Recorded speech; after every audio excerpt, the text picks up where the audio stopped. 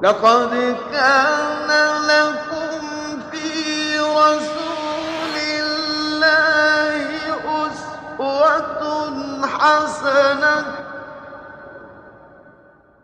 اعوذ باللہ من الشیطان الرجیم بسم اللہ الرحمن الرحیم اللہم صلی علی محمد وعلی آل محمد کما صلیت علی ابراہیم وعلی آل ابراہیم انک حمید مجید اللہم بارک علی محمد وعلی آل محمد کما بارکت علی ابراہیم وعلی آل ابراہیم انک حمید مجید اللہم رب اشرح لی صدری ویسر لی امری واحلل عقدۃ من لسانی یفقہوا قولی۔ عزیز ناظرین السلام علیکم۔ آج ہمارے دورہ حدیث کا تیسرا دن ہے۔ آج ہم انشاءاللہ تعالی پڑھیں گے باب الصدق، سچائی کا بیان۔ قال اللہ تعالی یا ایھا الذین آمنوا اتقوا اللہ وکونوا مع الصادقین، اے ایمان والو اللہ سے تقوی رکھو اور سچے لوگوں کے ساتھ ہو جاؤ۔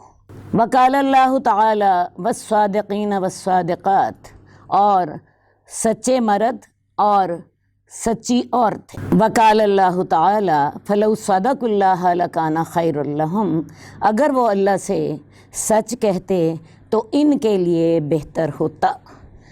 صدیق اور صادق کی بنیاد صدق ہے۔ صدق سے مراد ہے سچائی۔ اسلام کی بنیاد صدق پر ہے۔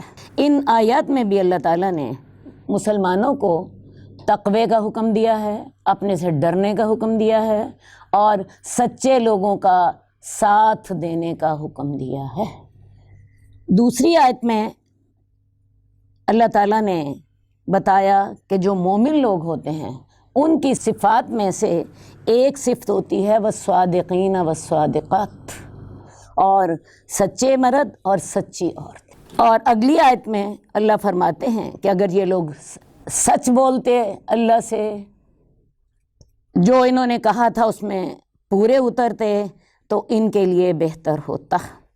جن لوگوں پر اللہ نے انعام کرنا ہے اور جنت میں جگہ دینی ہے ان کے اللہ تعالیٰ نے 4 درجے بتائے ہیں: انبیاء، صدیقین، شہداء اور صالحین۔ پہلے نمبر پر نبی ہیں، دوسرے نمبر پر صدیقین ہیں، اور تیسرے نمبر پر شہداء ہیں، اور چوتھے نمبر پر نیک لوگ ہیں۔ تو سچے لوگوں کا درجہ، صدیقین کا درجہ شہداء سے زیادہ ہے۔ حالانکہ شہید آدمی کا درجہ کتنا بڑا ہے جس نے اپنی جان اللہ کے راستے میں دے دی، لیکن اس سے بھی زیادہ بڑا درجہ صدیق کا ہے، جو شخص اپنے ظاہر و باطن میں سچا ہے، جو اپنے قول و عمل میں سچا ہے، جس کے قول میں اور عمل میں تضاد نہیں ہے، جس کے ظاہر اور باطن میں تضاد نہیں ہے۔ جیسے حضرت ابوبکر صدیق تھے، حضرت ابراہیم کی اللہ تعالیٰ نے یہی صفت بیان کی ہے، کانا صدیقا نبیّا، وہ سچے نبی تھے۔ تو صدیقین کا درجہ اللہ تعالیٰ نے شہداء سے پہلے رکھا ہے۔ آئیے احادیث کو دیکھتے ہیں۔ حدیث نمبر 54، عن ابن مسعود عن النبی صلی اللہ علیہ وسلم، ابن مسعود سے روایت ہے کہ رسول اللہ صلی اللہ علیہ وسلم نے فرمایا، بے شک سچائی نیکی کی طرف رہنمائی کرتی ہے اور نیکی جنت کی طرف لے جاتی ہے۔ آدمی سچ بولتا رہتا ہے یہاں تک کہ اسے اللہ کے ہاں صدیق لکھ دیا جاتا ہے۔ جھوٹ نافرمانی کی طرف رہنمائی کرتا ہے اور نافرمانی جہنم کی طرف لے جاتی ہے۔ آدمی جھوٹ بولتا رہتا ہے یہاں تک کہ اللہ کے ہاں اسے جھوٹا لکھ دیا جاتا ہے۔ اصل بات ہے صدیق اور کذاب یہ دونوں مبالغے کے صیغے ہیں۔ سچائی انسان کو نیکی کی طرف لے جاتی ہے اور جھوٹ انسان کو دوزخ کی طرف لے کے جاتا ہے۔ جس طرح دنیا میں اچھے یا برے اعمال انسان کے ہوتے ہیں، انسان انہی برائیوں کے ساتھ یا انہی اچھائیوں کے ساتھ مشہور ہوتا ہے، اللہ کے ہاں بھی ایسا ہوتا ہے۔ جو شخص سچ بولتا رہتا ہے اللہ کے ہاں اسے صدیق لکھ دیا جاتا ہے، اور جو لوگ جھوٹ بولتا رہتا ہے اللہ کے ہاں اسے کذاب لکھ لیا جاتا ہے۔ سچائی جنت کو لے جاتی ہے اور جھوٹ دوزخ کی طرف لے جاتا ہے۔ اللہ کے ہاں جھوٹا دوزخ کا حقدار قرار پاتا ہے۔ حدیث میں سچائی کی ترغیب دی ہے کیونکہ یہ تمام نیکیوں کی جڑ ہے۔ حدیث نمبر 55 ابو محمد حسن بن علی ابن ابی طالب سے روایت ہے کہ مجھے رسول اللہ صلی اللہ علیہ وسلم کی زبان مبارک سے سنے ہوئے یہ الفاظ یاد ہیں، وہ چیز چھوڑ دے جو تجھے شک میں ڈالے اور اس کو اختیار کر جس کی بابت تجھے شبہ نہ ہو، کیونکہ سچ اطمینان کا باعث ہے اور جھوٹ شک اور بے چینی ہے۔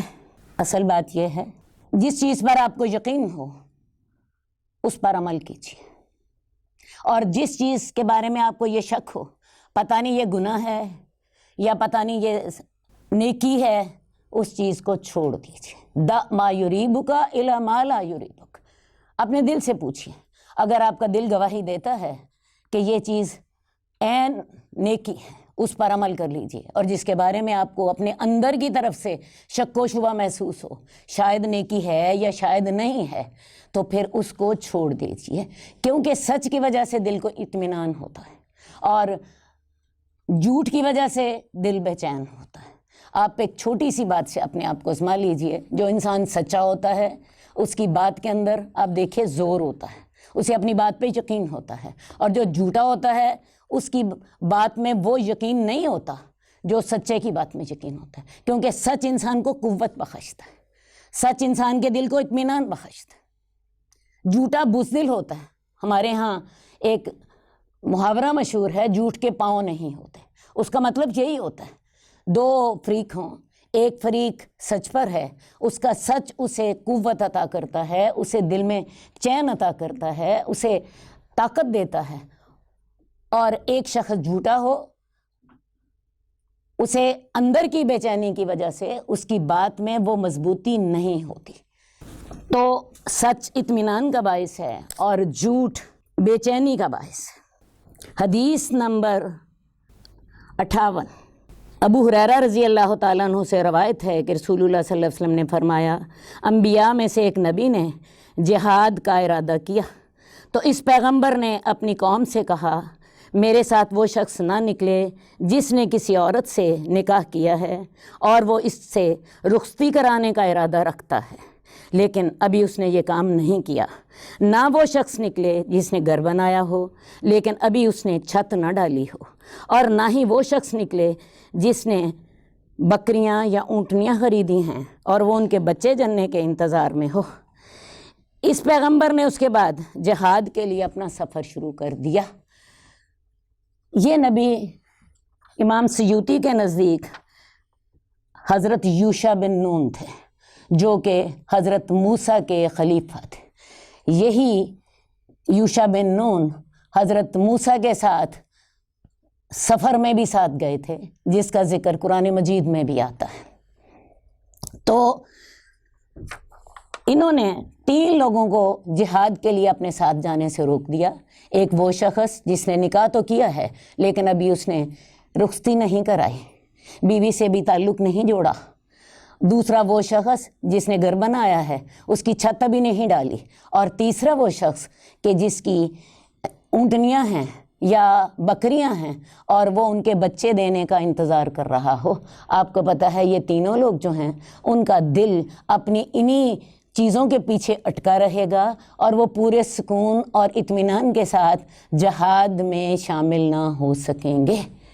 آپ کو پتہ ہے جب چھت ڈالنی ہوتی ہے یہ کام بھی بڑی انتظار کا ہوتا ہے۔ ہمارے یہاں آج بھی جب چھت ڈالنی ہوتی ہے تو اس دن ڈھیر سارے مزدور اکٹھے ہو جاتے ہیں اور تب تک وہ اپنی ڈیوٹی ختم نہیں کرتے جب تک کہ چھت ڈل نہیں جاتی۔ آج بھی یہ کام جو ہے بڑی توجہ چاہ رہا ہوتا ہے۔ اسی طرح کسی کی اگر حاملہ اونٹنیاں ہوں یا حاملہ بکریاں ہوں تو اس کو انتظار ہوتا ہے کب ان کا بچہ ہوتا ہے، اس وقت ان کی نگہداشت کی ضرورت ہوتی ہے۔ تو اس لیے ان تینوں لوگوں کو حضرت یوشع بن نون نے ساتھ جانے سے روک دیا کہ وہ جہاد کے لیے اپنی توجہ کو فوکس نہ کر سکیں گے، انہیں پیچھے آنے کی جلدی ہوگی۔ اس لیے انہوں نے ان کو روک دیا۔ انہوں نے جہاد کے لیے اپنا سفر شروع کیا۔ وہ اس جہاد والی بستی میں عصر کی نماز کے وقت یا عصر کے قریب پہنچے۔ انہوں نے سورج سے خطاب کرتے ہوئے کہا، تو بھی اللہ کی طرف سے مامور ہے اور میں بھی اللہ کی طرف سے مامور ہوں، اے اللہ اس سورج کو ہم پر روک لے۔ چنانچہ سورج کو روک لیا گیا، یہاں تک کہ اللہ تعالیٰ نے اس بستی کو ان کے ہاتھوں فتح کرا دیا۔ انہوں نے غنیمتیں جمع کی اور اسے کھانے کے لیے آسمان سے آگ آئی، لیکن اس نے اسے نہیں کھایا۔ اب یہ ہے حضرت یوشع بن نون نے جہاد شروع کیا۔ عصر کا وقت ہو چکا تھا، آپ کو پتہ ہے عصر سے لے کے مغرب تک کا وقت تھوڑا ہوتا ہے۔ انہوں نے سورج سے کہا کہ تو بھی اللہ کے حکم کا پابند ہے، میں بھی اللہ کے حکم کا پابند ہوں، تو تب تک تم غروب نہ ہونا جب تک کہ ہماری لڑائی ختم نہ ہو جائے۔ اللہ نے معجزہ دکھا دیا اور لڑائی شروع ہو گئی، اور لڑائی جب تک جاری رہی اور حضرت یوشع بن نون کو فتح نہیں ہو گئی تب تک سورج غروب نہیں ہوا۔ انبیاء کے ہاتھوں اللہ تعالیٰ اس طرح معجزے دکھاتے رہتے ہیں۔ رسول اللہ صلی اللہ علیہ وسلم کے بہت سے معجزے ہم پڑھ چکے ہیں۔ اب آگے ایک اور بات آپ کے سامنے واضح ہوگی۔ فتح کے بعد مال غنیمت اکٹھا ہوا۔ اب اس دور میں ہوتا یہ تھا کہ جو بھی مال غنیمت ہوتا تھا اسے ایک جگہ پہ اکٹھا کر دیا جاتا تھا، آسمان سے آگ آتی تھی، اسے کھا کے راکھ کر دیتی تھی، اور یہ اس چیز کا نشان ہوتا تھا کہ اللہ تعالیٰ نے اس کو قبول کر لیا ہے۔ یہ اللہ نے امت محمدیہ پر رحمت کی ہے کہ امت محمدیہ اپنا مال غنیمت بھی خود کھاتے ہیں، اپنے صدقات بھی خود کھاتے ہیں، اپنی زکوٰۃ بھی خود کھاتے ہیں، اپنی قربانی کا گوشت بھی خود کھاتے ہیں۔ یہ خاص طور پہ رسول اللہ صلی اللہ علیہ وسلم کی امت پر اللہ نے رحمت کی، ورنہ پہلی امتوں کا قربانی، صدقہ، زکوٰۃ، خیرات، مال غنیمت، آسمان سے ایک آگ آتی تھی اور وہ کھا جاتی تھی۔ انہوں نے اپنا مال غنیمت اکٹھا کیا لیکن آگ نے اسے نہیں کھایا۔ یہ دیکھ کر اس پیغمبر نے کہا، بے شک تمہارے اندر خیانت ہے، تم میں سے ہر قبیلے کا ایک آدمی مجھ سے آ کر بیعت کرے۔ بس اسی طرح بیعت کرتے ہوئے ایک آدمی کا ہاتھ پیغمبر کے ہاتھ کے ساتھ چمٹ گیا۔ اس نے کہا، بس تمہارے قبیلے کے اندر ہی خیانت کا عمل ہے۔ اب ہر قبیلے کا ایک ایک آدمی، اس کا جو سردار تھا وہ آتا تھا، حضرت یوشع بن نون کے ہاتھ پر بیعت کرتا تھا۔ آپ کو پتہ ہے بیعت اس طرح ہوتی ہے، بیعت کرنے والے کا ہاتھ نیچے ہوتا ہے اور جو بیعت لے رہا ہوتا ہے اس کا ہاتھ اوپر ہوتا ہے، اور وہ ایک دوسرے کے ساتھ ہاتھ ملا کے یوں کر کے وعدہ کرتے ہیں کہ میں آپ کا ساتھ دوں گا، یا جو آپ کہیں گے میں آپ کی اطاعت کروں گا، ٹھیک ہے۔ تو انہوں نے جب بیعت کی تو ایک قبیلے کا جو سردار تھا اس کا ہاتھ نبی کے ہاتھ کے ساتھ چمٹ گیا، علیحدہ نہیں ہوتا تھا۔ یوشع بن نون کہنے لگے کہ بس تمہارے قبیلے کے اندر ہی خیانت کا عمل ہے، تمہارا سارا قبیلہ میرے ہاتھ پر بیعت کرے۔ جب سارے قبیلے نے بیعت کی تو ان میں سے 2 یا 3 آدمیوں کے ہاتھ پیغمبر کے ہاتھ کے ساتھ چمٹ گئے۔ پیغمبر نے کہا، تمہارے اندر خیانت ہے۔ بات آپ کو سمجھ آ رہی ہے؟ پہلے تو تمام سرداروں نے بات کی، ایک سردار کا ہاتھ نبی کے ہاتھ سے چمٹ گیا، نبی نے کہا کہ تم سارے قبیلے کے لوگ میرے ہاتھ سے بیعت کرو۔ جب ان ساروں نے بیعت کی تو ان میں سے 2 یا 3 آدمیوں کا ہاتھ جو تھا وہ چمٹ گیا۔ نبی کہنے لگے کہ تم ہی نے خیانت کی۔ یہ اللہ کے معجزے آپ دیکھیے۔ چنانچہ وہ ایک سونے کا سر جو کہ گائے کے سر کے جتنا تھا لے کر آئے اور اسے رکھ دیا۔ اب آگ نے آ کر اس کو کھا لیا۔ یہ اس بات کی علامت تھی کہ جہاد کا یہ عمل اللہ کے ہاں قبول ہو گیا ہے۔ رسول اللہ صلی اللہ علیہ وسلم نے فرمایا، ہم سے پہلے یہ غنیمتیں کسی کے لیے حلال نہیں تھیں، جب اللہ تعالیٰ نے ہماری عاجزی اور ہماری کمزوری کو دیکھا تو اسے ہمارے لیے حلال کر دیا۔ حدیث کو ہم ساتھ ساتھ سمجھ بھی چکے ہیں۔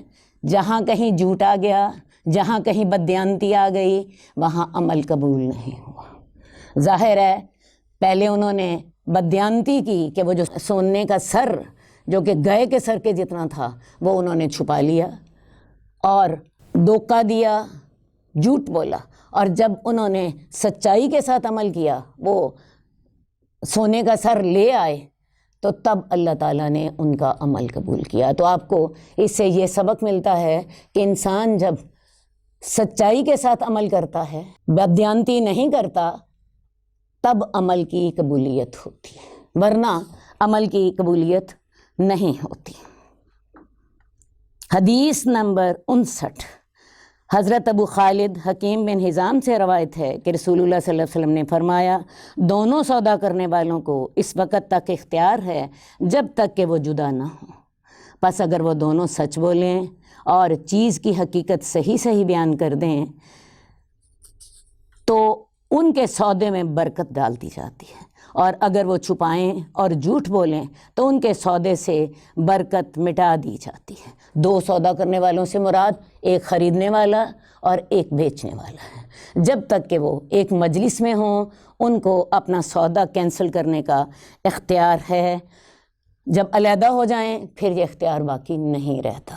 اب اگر وہ دونوں سچ بولتے ہیں اور ہر چیز کی حقیقت صحیح بیان کر دیتے ہیں، مثال کے طور پہ سودا بیچنے والا یہ بتا دے میرے سودے میں فلاں خرابی ہے، مثال کے طور پہ آپ کوئی کپڑا خرید نہیں ہے، سودا بیچنے والا آپ کو بتا دے بھئی اس کا رنگ فینٹ ہو جائے گا، یا درمیان میں اس کا فلاں جگہ پہ ایک ٹک لگا ہوا ہے، فلاں اس میں خرابی ہے، جب تک وہ اپنے سودے کا عیب بتاتا رہے گا، سچ بولتا رہے گا، تب تک اللہ تعالیٰ اس کے کاروبار میں برکت دیں گے۔ شیطان تو انسان کو بہکاتا ہے کہ اگر تم نے سودے کا عیب بتا دیا تو تمہیں بجائے 5,000 ملنے کے تمہیں تو 4,000 ملیں گے، تمہارا تو نقصان ہو جائے گا، اور انسان اسی نقصان کی وجہ سے بعض اوقات اپنے سودے کی خرابی نہیں بتاتا۔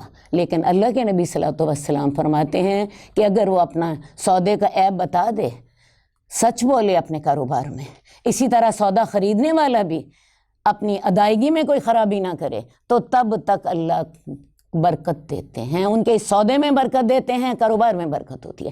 اب اس کو اگر آپ نے پریکٹیکلی سمجھنا ہے تو میں آپ کو سمجھا دیتی ہوں۔ کسی دکان سے آپ سودا خریدتی ہیں اور گھر آ کے پتہ چل جاتا ہے کہ دکاندار نے آپ کے ساتھ دھوکہ کیا، کیا خیال ہے آپ دوبارہ اس دکان پہ جائیں گی؟ کبھی بھی نہیں جائیں گی۔ اس بات کو چھوڑیے، ایک دکاندار ہے، وہ آپ سے سودا تھوڑا سا آپ کو مہنگا دیتا ہے، لیکن اس کے سودے میں کوئی دھوکہ نہیں ہوتا، وہ اپنے سودے کا عیب بھی آپ کو بتا دیتا ہے، یہ چیز جو ہے یہ 500 روپے گز ہوگی اور یہ چیز جو ہے یہ 400 روپے گز ہوگی، وہ آپ کو حقیقت بتا دیتا ہے۔ تو اس دکان پہ آپ ضرور جائیں گی، آپ کہیں گی وہاں کا سودا ٹھیک ہوتا ہے اگرچہ تھوڑا سا مہنگا ہوتا ہے۔ تو میں نے اسی لیے یہ آپ کو مثال دی ہے تاکہ آپ کو پتہ چل جائے کہ پریکٹیکلی کیسے ہوتا ہے۔ آپ نے ایک دفعہ تو فلاں آدمی سے 4,000 کی بجائے 5,000 وصول کر لیے، لیکن وہ آدمی اس کے بعد آپ کی دکان پہ نہیں آئے گا۔ جب وہ آپ کی دکان پہ ہی نہیں گاہک آئے گا تو کاروبار کیسے چلے گا؟ تو کاروبار میں سچائی اور دیانتداری بڑی اہمیت رکھتی ہے، اور حدیث میں بھی آتا ہے کہ جو سچے اور امانت دار کاروباری ہوں گے ان کا بہت بڑا درجہ ہوگا، دنیا میں بھی ان کے کاروبار میں برکت دی جاتی ہے اور آخرت میں بھی ان کو اللہ تعالیٰ بہت بڑا اجر عطا فرمائیں گے۔ باب المراقبہ، اللہ کی طرف دھیان دینے کا بیان۔ قال اللہ تعالیٰ الذی یراک حین تقوم، وہ ذات جو تجھے دیکھتی ہے جب تو کھڑا ہوتا ہے، وتقلبک فی الساجدین، اور جب تو سجدوں کے لیے چلتا پھرتا ہے تو اللہ تجھے دیکھ رہا ہوتا ہے۔ یہ اللہ تعالیٰ رسول اللہ صلی اللہ علیہ وسلم سے فرما رہے ہیں انسان ہر وقت اللہ کی نظر میں ہوتا ہے، اللہ اپنے بندے کو دیکھ رہے ہوتے ہیں، اور جب خاص طور پر اللہ تعالیٰ رسول اللہ صلی اللہ علیہ وسلم سے کہتے ہیں تو یہ خاص رسول اللہ صلی اللہ علیہ وسلم پر اللہ کی عنایت ہے، اللہ کی مہربانی ہے۔ ہوا معکم اینما کنتم، اللہ تمہارے ساتھ ہوتا ہے تم جہاں کہیں بھی ہوتے ہو۔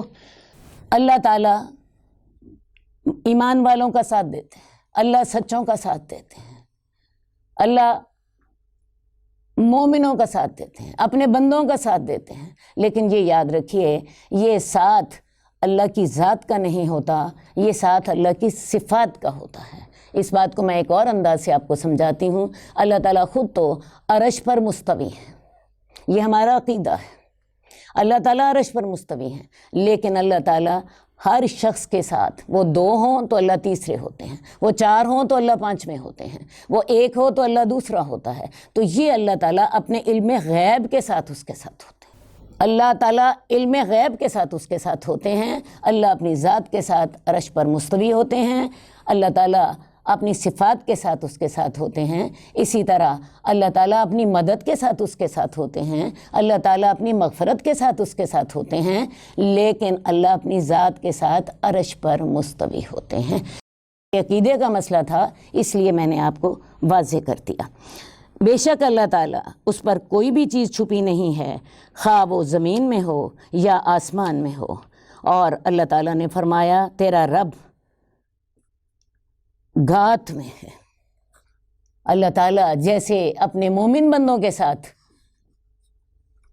اپنی رحمت اور اپنی مغفرت کے ساتھ ہوتا ہے، تو اللہ تعالیٰ کافروں کو سزا دینے کے لیے بھی گھات میں ہوتا ہے، موقع کی تلاش میں ہوتے ہیں، کب وقت آتا ہے اس پہ اتمام حجت ہو جاتی ہے اور کب میں اس کو سزا دوں۔ ویسے تو اللہ ہر وقت سزا دے سکتے ہیں، لیکن اللہ تعالیٰ بڑے حکیم ہیں، بڑی حکمت کے ساتھ انسان پر وہ اتمام حجت کرتے ہیں۔ جب تک حجت پوری نہیں ہوتی تب تک اللہ سزا نہیں دیتے۔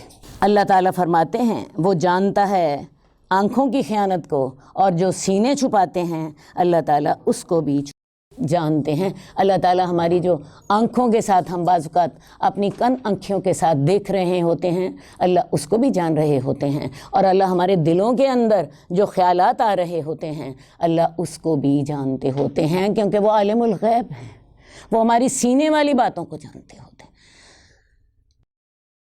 حدیث نمبر 60 ان عمر بن الخطاب رضی اللہ تعالیٰ عنہ قال، عمر بن خطاب سے روایت ہے، اللہ ان سے راضی ہو، وہ کہتے ہیں کہ ایک روز ہم رسول اللہ صلی اللہ علیہ وسلم کے پاس بیٹھے ہوئے تھے، اس دوران ایک آدمی ہمارے پاس آدم کا شدید سفید کپڑوں میں ملبوس تھا اور سخت سیاہ بالوں والا، اس پر سفر کے نشانات نظر نہ آتے تھے اور نہ ہم میں سے اسے کوئی پہچانتا تھا، یہاں تک کہ وہ رسول اللہ صلی اللہ علیہ وسلم کی طرف بیٹھ گیا۔ حضرت عمر بن خطاب بتا رہے ہیں ایک دن ہم رسول اللہ صلی اللہ علیہ وسلم کے ساتھ بیٹھے ہوئے تھے، ایک شخص آ گیا اچانک، اس کے کپڑے بڑے سفید تھے، بال بڑے سیاہ تھے، بڑی خوبصورت پرسنالٹی تھی اس کی، لیکن ہم میں سے اسے کوئی نہیں جانتا تھا، وہ ہمارے علاقے کا نہیں تھا، وہ کہیں باہر سے آیا تھا، لیکن مسئلہ یہ تھا کہ اس کے اوپر سفر کے آثار بھی نہ تھے۔ سفر کے آثار سے کیا مراد ہے؟ اس کے کپڑوں پر مٹی نہ پڑی ہوئی تھی، وہ بالکل فریش تھا جیسے ابھی تیار ہو کر آیا ہے، اور سفر کے آثار بھی نہیں ہیں اور ہمارے علاقے کا بھی نہیں ہے، وہ اچانک ہی آدم کا۔ وہ رسول اللہ صلی اللہ علیہ وسلم کے پاس بیٹھ گیا، اس نے اپنے گھٹنے آپ کے گھٹنوں کے ساتھ ملا دیے، اپنی دونوں ہتھیلیوں کو اپنی رانوں پہ رکھ لیا، بہت مؤدب ہو کر بیٹھ گیا اور کہا اے محمد صلی اللہ علیہ وسلم مجھے اسلام کی بابت بتائیں۔ رسول اللہ صلی اللہ علیہ وسلم نے فرمایا اسلام یہ ہے کہ تم اس بات کی گواہی دو کہ اللہ کے سوا کوئی معبود نہیں اور محمد اللہ کے رسول ہیں، نماز قائم کرو، زکوٰۃ ادا کرو، رمضان کے روزے رکھو، اور اگر تمہیں راستے کی طاقت ہو تو بیت اللہ کا حج کرو۔ اس نے کہا آپ نے سچ کہا۔ ہم نے اس کی بات پر تعجب کیا کہ یہ آپ سے سوال بھی کرتا ہے اور آپ کی تصدیق بھی کرتا ہے۔ اب اسی شخص نے انتہائی مؤدب ہو کے آپ کے پاس بیٹھنے کے بعد آپ سے سوال کیا اسلام کیا ہے؟ رسول اللہ صلی اللہ علیہ وسلم نے اس کو بتایا کہ اسلام یہ ہے کہ تم 2 گواہیاں دو، اللہ کے سوا کوئی معبود نہیں اور محمد اللہ کے رسول ہیں، اور اس کے ساتھ ساتھ نماز قائم کرو، زکوٰۃ ادا کرو، رمضان کے روزے رکھو، اور اگر تمہیں طاقت ہے تو بیت اللہ کا حج بھی کرو۔ اور پھر جب آپ نے یہ سارا کچھ کہا تو اس آدمی نے کہا کہ آپ نے سچ کہا۔ ہم نے اس بات پر تعجب کیا کہ یہ آپ سے سوال بھی کرتا ہے اور پھر اس کی تصدیق بھی کرتا ہے۔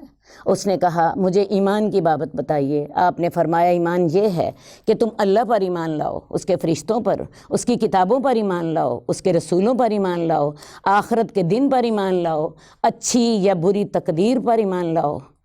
اس نے پھر کہا آپ نے سچ کہا۔ اب اس کا اگلا سوال یہ تھا ایمان کیا ہوتا ہے؟ تو آپ نے فرمایا کہ تم یہ دل سے اس بات پر یقین رکھو کہ اللہ ایک ہے، اور اس کے فرشتوں پر ایمان لاؤ، اس کے فرشتے اس کائنات میں اس کے کارکن ہیں۔ اس کے علاوہ اس کے رسولوں پر ایمان لاؤ، اللہ تعالیٰ نے دنیا والوں کو ہدایت کا پیغام دینے کے لیے اپنے انبیاء بھیجے، ان پر کتابیں بھیجیں، اور پھر آخرت کے دن پر ایمان لاؤ کہ یہ دنیا فانی ہے اور قیامت کو اللہ تعالیٰ ہر چیز کا حساب کتاب لیں گے، نیک شخص کو جزا دیں گے اور برے شخص کو سزا دیں گے۔ یہ ہے ایمان۔ اور آخرت پر ایمان لاؤ اور اچھی اور بری تقدیر پر بھی ایمان لاؤ۔ تقدیر کیا ہے؟ اللہ تعالیٰ نے اس کائنات کو بنانے سے پہلے 50,000 سال پہلے قلم کو پیدا کیا اور اسے کہا لکھو۔ قلم نے لکھا اور اس نے ہر شخص کی جس نے اس دنیا میں آنا تھا اس کی تقدیر لکھ دی۔ آج کل انسانوں کی آبادی تقریباً 8 ارب ہے۔ آپ یوں سمجھ لیجئے ان 8 ارب لوگوں کی تقدیر لکھی ہوئی ہے۔ ان کی موت، اس زندگی کتنی ہوگی، ان کا رزق کتنا ہوگا، ان کی اعمال کیسے ہوں گے، یہ بدبخت ہوں گے یا نیک بخت ہوں گے، یہ ساری چیزیں اللہ تعالیٰ نے پہلے لکھی ہوئی ہیں۔ اور جیسے اللہ نے لکھا اپنے علم کے ساتھ اور اپنی قدرت کے ساتھ، اسی طرح یہ دنیا چلتی رہتی ہے۔ اب بہت سے لوگوں کا یہ کہنا ہوتا ہے کہ جی ہماری تو تقدیر میں لکھا ہے کہ ہم نے نیکی نہیں کرنی، ہم نے برائی کرنی ہے، تو ہم اس کو کیسے بدل سکتے ہیں؟ تو یہ چھوٹی سی بات میں آپ کو ضرور بتانا چاہتی ہوں کہ تقدیر اللہ تعالیٰ نے اپنے لیے لکھی ہے، آپ کو نہیں بتائی۔ ہمیں صرف یہ بتایا ہے نیکی کرو گے تو جنت ملے گی، برائی کرو گے تو جہنم ملے گی۔ ہم نے نیکی کی کوشش کرتے رہنا ہے۔ اللہ تعالیٰ نے یہ تقدیر ہمیں نہیں بتائی۔ ہاں ہمیں بتائی ہوتی پھر ہم یہ سوال کر سکتے تھے۔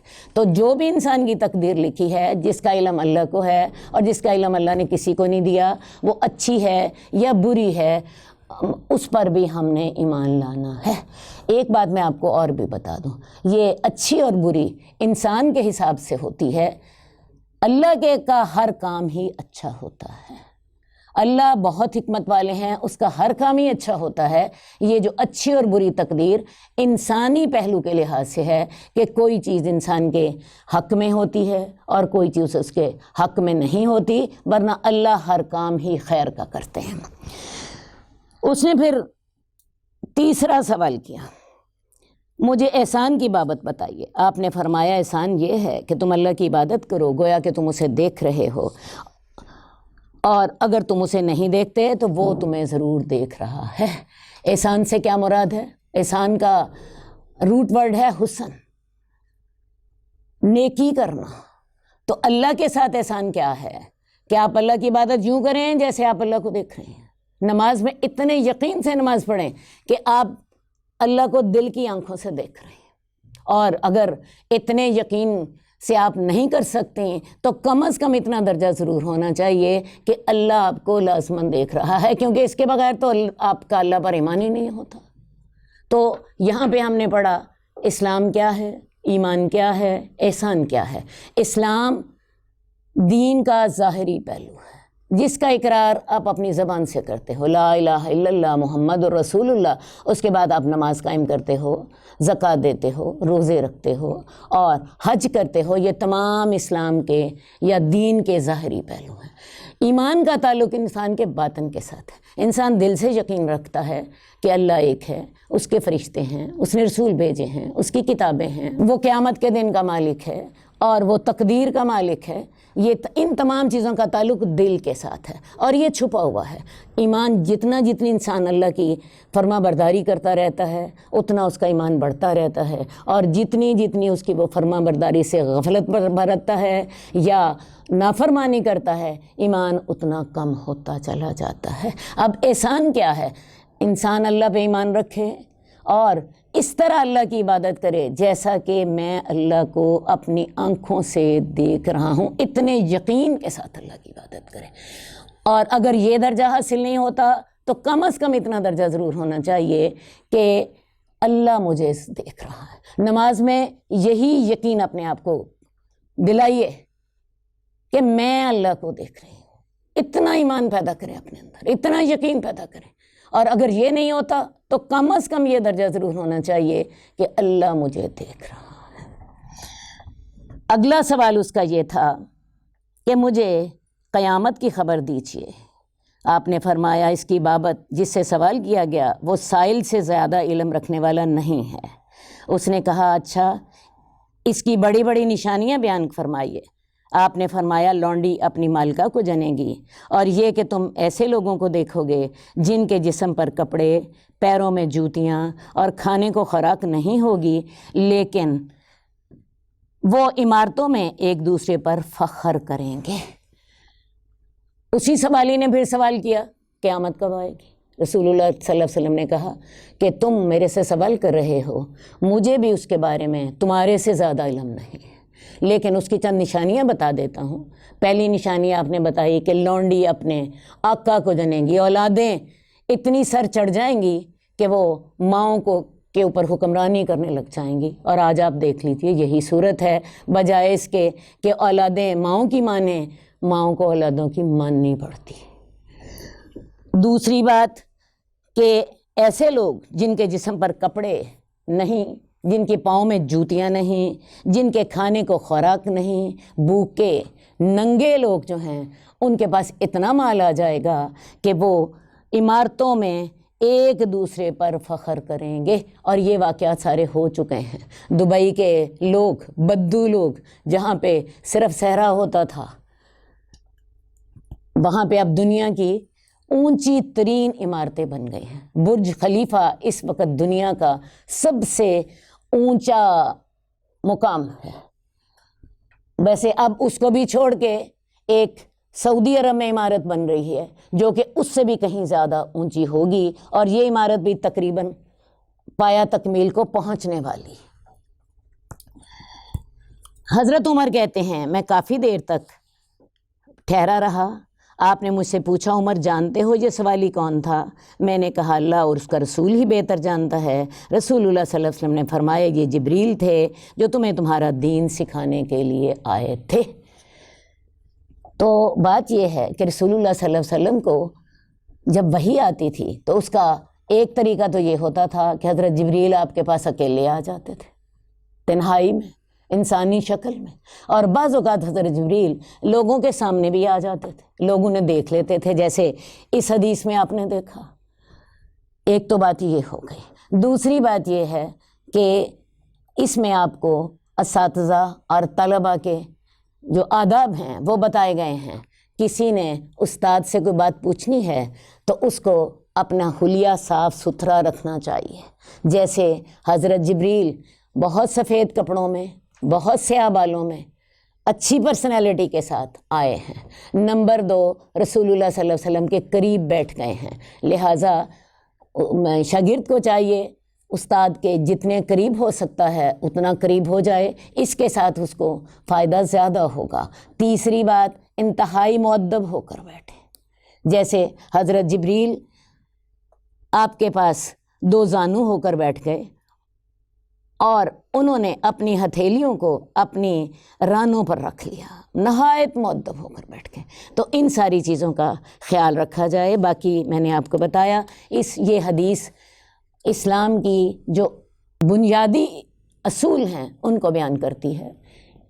اسلام کیا ہے، ایمان کیا ہے، احسان کیا ہے، قیامت کب آئے گی، ان ساری باتوں کو بیان کرتی ہے۔ ایک اور بات، سوالوں کے انداز میں اگر تدریس کی جائے تو اس کا فائدہ بہت زیادہ ہوتا ہے۔ رسول اللہ صلی اللہ علیہ وسلم نے اس طریقے کو بھی اپنا پیغام پہنچانے کے لیے استعمال کیا ہے۔ قرآن مجید میں بھی اللہ تعالیٰ نے بہت سے سوالات کے جواب دیے ہیں، تو تدریس میں یہ طریقے بھی استعمال کر لینے چاہیے۔ حدیث نمبر 61، حضرت ابو ذر جندب بن جنادہ اور حضرت ابو عبد الرحمن معاذ بن جبل سے روایت ہے، رسول اللہ صلی اللہ علیہ وسلم نے فرمایا، تو جہاں کہیں بھی ہو اللہ سے ڈر، برائی کے پیچھے نیکی کر، نیکی برائی کو مٹا دے گی، اور لوگوں کے ساتھ اچھے اخلاق سے پیش آؤ۔ سب سے پہلا آپ نے کیا حکم دیا؟ اللہ سے ڈرتے رہو، ہر وقت اللہ تجھے دیکھ رہا ہے، اللہ تیرے دل کے حالات کو جان رہا ہے۔ تم جہاں کہیں بھی ہو، تم جاگ رہے ہو، تم سو رہے ہو، تم کھا رہے ہو، تم پی رہے ہو، اللہ تمہیں دیکھ رہا ہے۔ تو لہٰذا ہر وقت اللہ سے ڈرتے رہو، اور جب کبھی کوئی گناہ ہو جائے تو اس کے فوراً بعد نیکی کرو، کیونکہ نیکیاں گناہوں کو مٹا دیتی ہیں۔ ان الحسنات یذہبن السیئات، برائیاں نیکیوں کو مٹا دیتی ہیں۔ مثال کے طور پہ انسانوں کے ساتھ آپ کے ساتھ برائی ہو گئی، ایسا کیجئے جس انسان کے ساتھ برائی کی ہے اسی کے ساتھ ہی اچھا سلوک کر لیجئے۔ آپ نے اللہ کے حق میں وہ خراب بھی کر دی، بھئی نماز خراب کر دی، اگلی نماز زیادہ اچھی پڑھ لیجئے۔ جب بھی آپ نے کوئی برائی آپ سے ہو گئی یا آپ نے کر لی، جان بوجھ کے ہو گئی، غلطی سے ہو گئی، ایسا کیجئے، اس کے بعد نیکی کیجئے، یہ نیکی اس برائی کو ختم کر دے گی۔ بڑا اچھا اصول ہے، آپ کے اندر ضمیر ہے، وہ آپ کو اندر سے آواز آ جاتی ہے یہ کام تم غلط کر رہے ہو، جو ہی آپ کو احساس ہو فوراً اللہ سے استغفار بھی کیجئے، اور اس برائی کے بعد کوئی نیکی کر دیجئے، نماز پڑھ لیجئے، صدقہ کر لیجئے۔ انسانوں کے ساتھ ہو گیا ہے، اپنی برائی کی معافی مانگ لیجئے، معذرت کر لیجئے، یا اس انسان کے ساتھ اتنی بڑی نیکی کر لیجئے کہ وہ برائی کا اثر ختم ہو جائے۔ انسانوں کے ساتھ، لوگوں کے ساتھ اچھے اخلاق کے ساتھ پیش آئیے، کیونکہ اچھا اخلاق قیامت والے دن تول میں سب سے زیادہ بھاری ہوگا۔ اچھے اخلاق کے ساتھ انسان قائم باللیل اور صائم بالنہار کا درجہ پا لیتا ہے۔ وہ آدمی جو رات کو قیام کرے اور دن کو جہاد کرے، حسن اخلاق کے ساتھ انسان یہ درجہ پا لیتا ہے۔ حدیث نمبر 62، حضرت عبداللہ بن عباس سے روایت ہے، میں ایک دن سواری پر رسول اللہ صلی اللہ علیہ وسلم کے پیچھے تھا، آپ نے فرمایا، اے لڑکے، میں تجھے چند اہم باتیں بتاتا ہوں، انہیں یاد رکھ لو، تم اللہ کی حفاظت کرو، اللہ تیری حفاظت کرے گا، تو اللہ کا خیال رکھ، اس کو اپنے سامنے پائے گا۔ حضرت عبداللہ بن عباس آپ کے چچا زاد بھائی ہیں، یہ کم عمر تھے، رسول اللہ صلی اللہ علیہ وسلم جب فوت ہوئے ہیں تو ان کی عمر صرف 13 سال تھی، اور رسول اللہ صلی اللہ علیہ وسلم کے پاس سے بیٹھے ہوئے ہیں، تو اللہ کے رسول ان کو نصیحت کر رہے ہیں۔ اس سے ہمیں ایک اور بات کا پتہ چلا، اولاد کی تربیت کرنی ہے چھوٹی عمر سے کیجیے۔ ہم عام طور پر جب بچے بڑے ہو جاتے ہیں تب ہمیں تربیت کا خیال آتا ہے، اس وقت تک بچے بگڑ چکے ہوتے ہیں، تو بچوں کی چھوٹی عمر میں تربیت کیجیے۔ چھوٹی عمر میں بچہ بات کو جلدی قبول کرتا ہے اور بات کو زیادہ یاد رکھتا ہے، اور وہ اس کو زیادہ فائدہ دیتی ہے، مرنے تک وہ اس کے ساتھ رہتی ہے۔ تو آپ نے کیا نصیحتیں کی؟ تو اللہ کی حفاظت کر، تو اللہ کو یاد رکھ، اللہ تیری حفاظت کرے گا۔ تو اللہ کا خیال رکھ، اللہ کو تو اپنے سامنے پائے گا۔ کیا مطلب؟ اللہ کی حدود کی حفاظت کرو، اللہ نے جن احکامات کا حکم دیا ہے ان احکامات پر عمل کرو، جو اللہ کے اوامر ہیں، جو اللہ کی نواہی ہیں۔ اللہ نے نماز کا حکم دیا، اللہ نے زکوٰۃ کا حکم دیا، اللہ نے روزے کا حکم دیا، ان کی پابندی کرو۔ اور اللہ تعالیٰ نے جن چیزوں سے روکا، ظلم سے روکا، زیادتی سے روکا، زبان کی آفتیں ہیں ان سے روکا، دھوکے سے روکا، ابھی ہم نے دیکھا جھوٹ سے روکا، ان حدود کا خیال رکھو۔ تم اگر اللہ کی حفاظت کرو گے، اس سے مراد اللہ کے احکامات کی حفاظت کرو گے، اللہ کے حدود کی حفاظت کرو گے، تو اللہ تیری حفاظت کرے گا، اللہ تیری حفاظت کرے گا۔ تو اللہ کا خیال رکھ، تو اس کو سامنے پائے گا، جب کبھی مشکل وقت آئے گا اللہ تیری مدد کرے گا، جب تو اللہ کے راستے پہ چلا ہوگا۔ جب تو سوال کرے صرف اللہ سے سوال کرے، اور جب تو مدد چاہے تو صرف اللہ سے مدد مانگ۔ صرف اور صرف قادر کون ہے؟ اللہ کی ذات، لہٰذا جب کبھی مدد مانگنی ہے اللہ سے مانگو، اور جب کبھی کوئی مشکل آ جائے کون آپ کا ساتھی ہوگا؟ اللہ رب العزت۔ یہی چیز ہم نے سورہ فاتحہ میں پڑھتے ہیں، ایاک نعبد و ایاک نستعین، ہم صرف تیری ہی عبادت کرتے ہیں اور صرف تجھی سے مدد مانگتے ہیں، کیونکہ کوئی اور مدد کرنے کے قابل ہی نہیں ہے۔ ساری دنیا ہمیں نقصان پہنچانے کے لیے تیار ہو، لیکن اللہ کا حکم نہیں ہے، ہمیں کوئی نقصان نہیں پہنچا سکتا۔ اور ساری دنیا ہمیں فائدہ پہنچانے کو تیار ہو، اللہ کا حکم نہیں ہے، ہمیں ساری دنیا مل کر بھی فائدہ نہیں دے سکتی۔ تو صرف اللہ سے مدد طلب کر، اور یہ جان لو کہ اگر ساری امت بھی جمع ہو تمہیں کوئی فائدہ دینا چاہے تو وہ تجھے اس سے زیادہ نفع نہیں دے سکتی جو اللہ نے تیرے لیے لکھ دیا ہے، اور اگر وہ تجھے کچھ نقصان پہنچانے کے لیے جمع ہو جائے تو اس سے زیادہ نقصان نہیں پہنچا سکتی جو اللہ نے تیرے لیے لکھ دیا ہے۔ قلم اٹھا لیے گئے اور صحیفے خشک ہو گئے۔ اللہ نے تقدیر لکھ دی، کتاب لکھی جا چکی ہے، صحیفے خشک ہو گئے، اب اس میں تبدیلی نہیں ہوگی۔ ہمارا یقین ہے اس بات پر کہ ہوگا وہی جو اللہ چاہیں گے، ہوگا وہی جو اللہ چاہیں گے۔ ترمذی کے علاوہ ایک اور روایت میں ہے، تو اللہ کا خیال رکھ، اس کو اپنے سامنے پائے گا۔ تو خوشحالی میں اللہ کو پہچان اور اس کی توجہ رکھ، وہ تجھے تنگی اور مصیبت میں پہچانے گا اور تیری مدد کرے گا۔ جان لے جو تجھے نہیں ملا وہ تجھے ملنے والا نہیں ہے، اور جو تجھے ملنے والا ہے وہ ضرور تجھے مل کے رہے گا۔ اور یہ بھی جان لو اللہ کی مدد صبر کے ساتھ ہے، اور کشادگی تکلیف کے ساتھ ہے، اور تنگی کے ساتھ آسانی ہے۔ جوامع الکلم ہے، ایک ایک کلمہ ایسا ہے جس کا دائرہ کار ہماری پوری زندگی کے ساتھ ہے۔ یہ والی جو بات ہے، اللہ کی مدد صبر کے ساتھ ہے۔ اللہ کی مدد کا انتظار کرو، انشاءاللہ تعالی مدد آئے گی۔ لیکن اگر آپ یہ کہیں کہ مدد پہلے دن ہی آ جاتی ہے، نہیں، صبر کرنا ہے اس کے لیے۔ اور یہ بھی یاد رکھیں، اگر کوئی مشکل آ گئی تنگی کے ساتھ ہی آسانی آئے گی۔ ان مع العسر یسرا، تنگی کے ساتھ آسانی آنی ہی ہے۔ بالکل اسی طرح جیسے رات کے بعد دن آتا ہے، اسی طرح تنگی کے بعد آسانی ہی ہے۔ آپ کو صبر کرنا ہے، اللہ کی رحمت کا انتظار کرنا ہے۔ دوسری بات ہے، اللہ کو خوشحالی میں یاد رکھو، اللہ کو آسانیوں میں یاد رکھو، اللہ آپ کو مشکلوں میں یاد رکھے گا۔ اللہ کو دنیا میں یاد رکھو، اللہ آپ کو آخرت میں یاد رکھے گا۔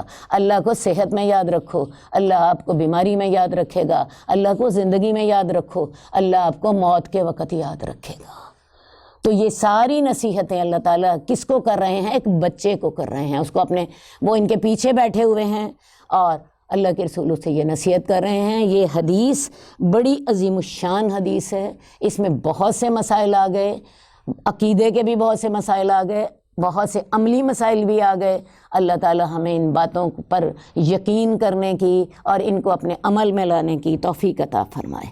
حدیث نمبر 63 حضرت انس سے روایت ہے، انہوں نے فرمایا، تم بہت سے ایسے کام کرتے ہو جو تمہاری آنکھوں میں بال سے زیادہ باریک ہوتے ہیں، ہم انہیں رسول اللہ صلی اللہ علیہ وسلم کے زمانے میں تباہ کن چیزوں میں شمار کرتے تھے، موبقات میں شمار کرتے تھے۔ موبقات سے مراد ہے ہلاک کرنے والے گناہ۔ رسول اللہ صلی اللہ علیہ وسلم نے جو اپنے صحابہ کی تربیت کی تھی تو آپ نے ان کا تقوی کا معیار بڑا بلند کر دیا تھا، وہ ہر چھوٹے چھوٹے گناہ سے بھی بچتے تھے۔ حضرت انس نے رسول اللہ صلی اللہ علیہ وسلم کے بعد لمبی زندگی پائی ہے۔ حضرت انس کی زندگی اللہ کے رسول صلی اللہ علیہ وسلم جب فوت ہوئے ہیں 20 سال کی تھی، تو حضرت انس نے ان کے بعد لمبی زندگی پائی ہے۔